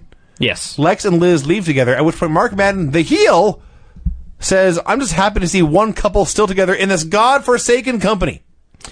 Did you mention that Lex has the face mask on because he had his nose broken last week? By the Lex Flexor. Okay. Right. Yeah. So I assume these cops then will have their faces busted as well. They won't be here next week. Different Probably town. not. No, they probably will not. Steiner and his women are walking backstage. There's a plug for the Human Torch match at the pay-per-view. I can't wait. Sting versus Vampiro. First one on fire loses. Pamela demands an interview with Ric Flair. Ric Flair, even though he's been frantically hunting for his family for hours, always has time for the camera. Well, the large-breasted blonde, I think, was the bigger always has time for them as well. roadblock. Always has time for them as well. He says yes to this interview. He's going to beat Jarrett tonight. He's going to get his hands on Russo and David later. So it's time for this Steiner versus Douglas match in the Asylum, Vinny, and you missed it last week, so you're not nearly as furious as I am, but they come out to the fucking birdcage, and they get inside, and like they start fighting, and actually Douglas was fighting and winning early, which I was infuriated by that, but the bigger issue was, I believe what Scott Hudson says, there is no way in, there is no way out. That's right. Now, you didn't watch the show last week, Vinny, but Right. there was an Asylum match last week, Yes. and Tank Abbott came out with bolt cutters, Yes. and he was going to cut his way in. What's a way in then? But, well, they decided that would be bullshit. They didn't work. So his bolt cutters didn't work. Right. So he actually couldn't get in. So then he went over to the guy with the device. The raise and lower The button. gimmick. And he beat him up, and then he raised it. Yeah. So in the very first birdcage match, they fucking killed the stipulation. On the very first fucking match on the first week. And now these assholes have the fucking temerity to tell me there's no way in and there's no way out. I was so mad. I don't blame the announcers. I shouldn't call them assholes, but talking to people writing the show. They had no dignity. They could have stood up and said, hey, remember last week? They don't give a shit. No, they don't. You kidding me? So, let's see. Scott Steiner, on live TV in Utah, of all places, says to the crowd, no, the women in the crowd, I can't believe I'm going to say this. Go ahead. Separate your hips and stick your ass out, and the daddy will make you pass out. Wow. Huh. Last week you talked about 69ing. Yes. The 69er was Scott Steiner, which they actually bleeped out, but they didn't bleep it out of the network. Well, they did not bleep your hips and ass out here. No. So they're doing spots.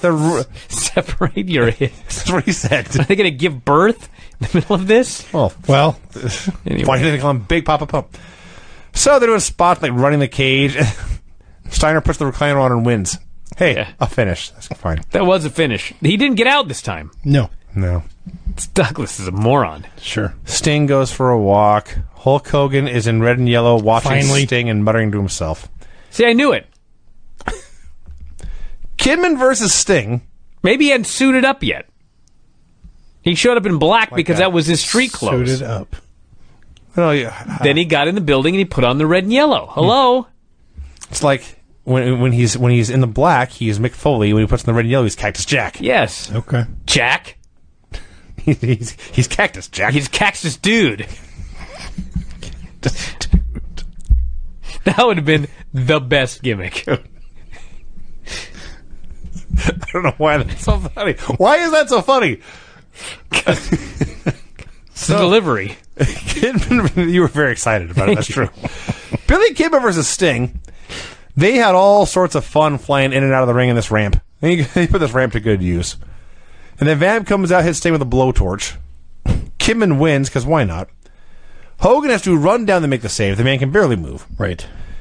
Bischoff and his crew attack. They have a trash can. They throw the red and yellow gear into the trash can and set it on fire. And Vampiro's going to say... Dude, in the middle of this, I just wrote, this show sucks, just awful. And I just kept recapping it. Like, I couldn't even finish the recap of this segment before I had to write those words down. Or something else awful happened. Yes. The dumbest thing was Hogan is down in the ring, and Vampiro's wanted to light somebody on fire for weeks now, and then he pours the gas into the trash can and lights the shirt on fire. Let me just read this here. I don't want this to all go to waste. Vamp then comes down with the blowtorch. Hulk Hogan jobs down to the ring. I meant jog, but I mean, Sure. he's done so many jobs that you can understand I'd fuck that one up. Runs wild on everyone. Bischoff down, waffles Hulk with a chair. Hulk no-sells it. Shat down, kicks the chair into Hogan's face. Horus down. This show sucks. Just awful. Fans chant for Goldberg, but he left. They light a fire in the trash can. They burn the red and yellow. Ah, who gives a fuck? Burn one of my shirts. I don't give a shit. Chronic runs down to make the save. That's my recap. That's what happened. Yeah. That's accurate. They burned his shirt. Who fucking cares? He's got no more. It's his You own don't yellow got shirt. another red and yellow shirt? He opens up his closet. What, this means so much to you that you're mad that the fucking Like Fred one in a Flintstone? thousand fucking shirts got burned? It's like burning one of Oliver's black shirts. He's got 59 others. That's right. So Ric Flair couldn't find his family, so I guess he said, oh well, I'll put my trunks and boots on instead. And he comes to the ring. Yeah, he comes out to have a match now. So it's Ric Flair versus Jeff Jarrett with David Flair as ref. For 2 hours, they tried so hard. They tried so hard to screw up a Ric Flair match. And they just couldn't do it. Ric Flair's too good. This match was fun. They're fighting everywhere. He's a tremendous babyface.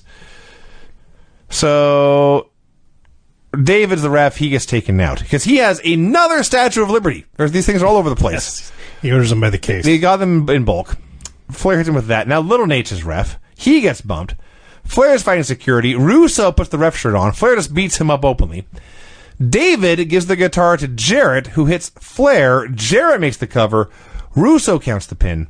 The fans are filling the ring with garbage. Beth and Reed are still kidnapped. An all-time horrible show, I wrote. Dude, there's two things in WCW. Two things that the fans love. Two things and two things only. One of them is Goldberg, and one of them is Ric Flair. Mm-hmm. They gave Ric Flair the title, they fucked it out of him, or they fucked it off him, or however you want to term it. Wow. Then he gets it back, and they immediately fuck him out of it at the end of this show. Mm-hmm. These fans pelt the goddamn ring with garbage. I'm sure everyone backstage was like, oh, he finally did it. What heat. What great heat. These fans are so mad. $62 million, dude. Out of business in less than a year. That's what this fucking pelting garbage was. Bullshit. A wretched, horrible, shitty, awful show. Not the worst one I ever saw. But I hated it more than most other ones I've ever seen. When they did the Statue of Liberty thing, for weeks and weeks, Russo's been hitting guys over the head and just shatters and sprays everywhere. When Rick does it, he uses it like a gimmick. And it doesn't break. Well, he's a trained worker, you see. Yeah.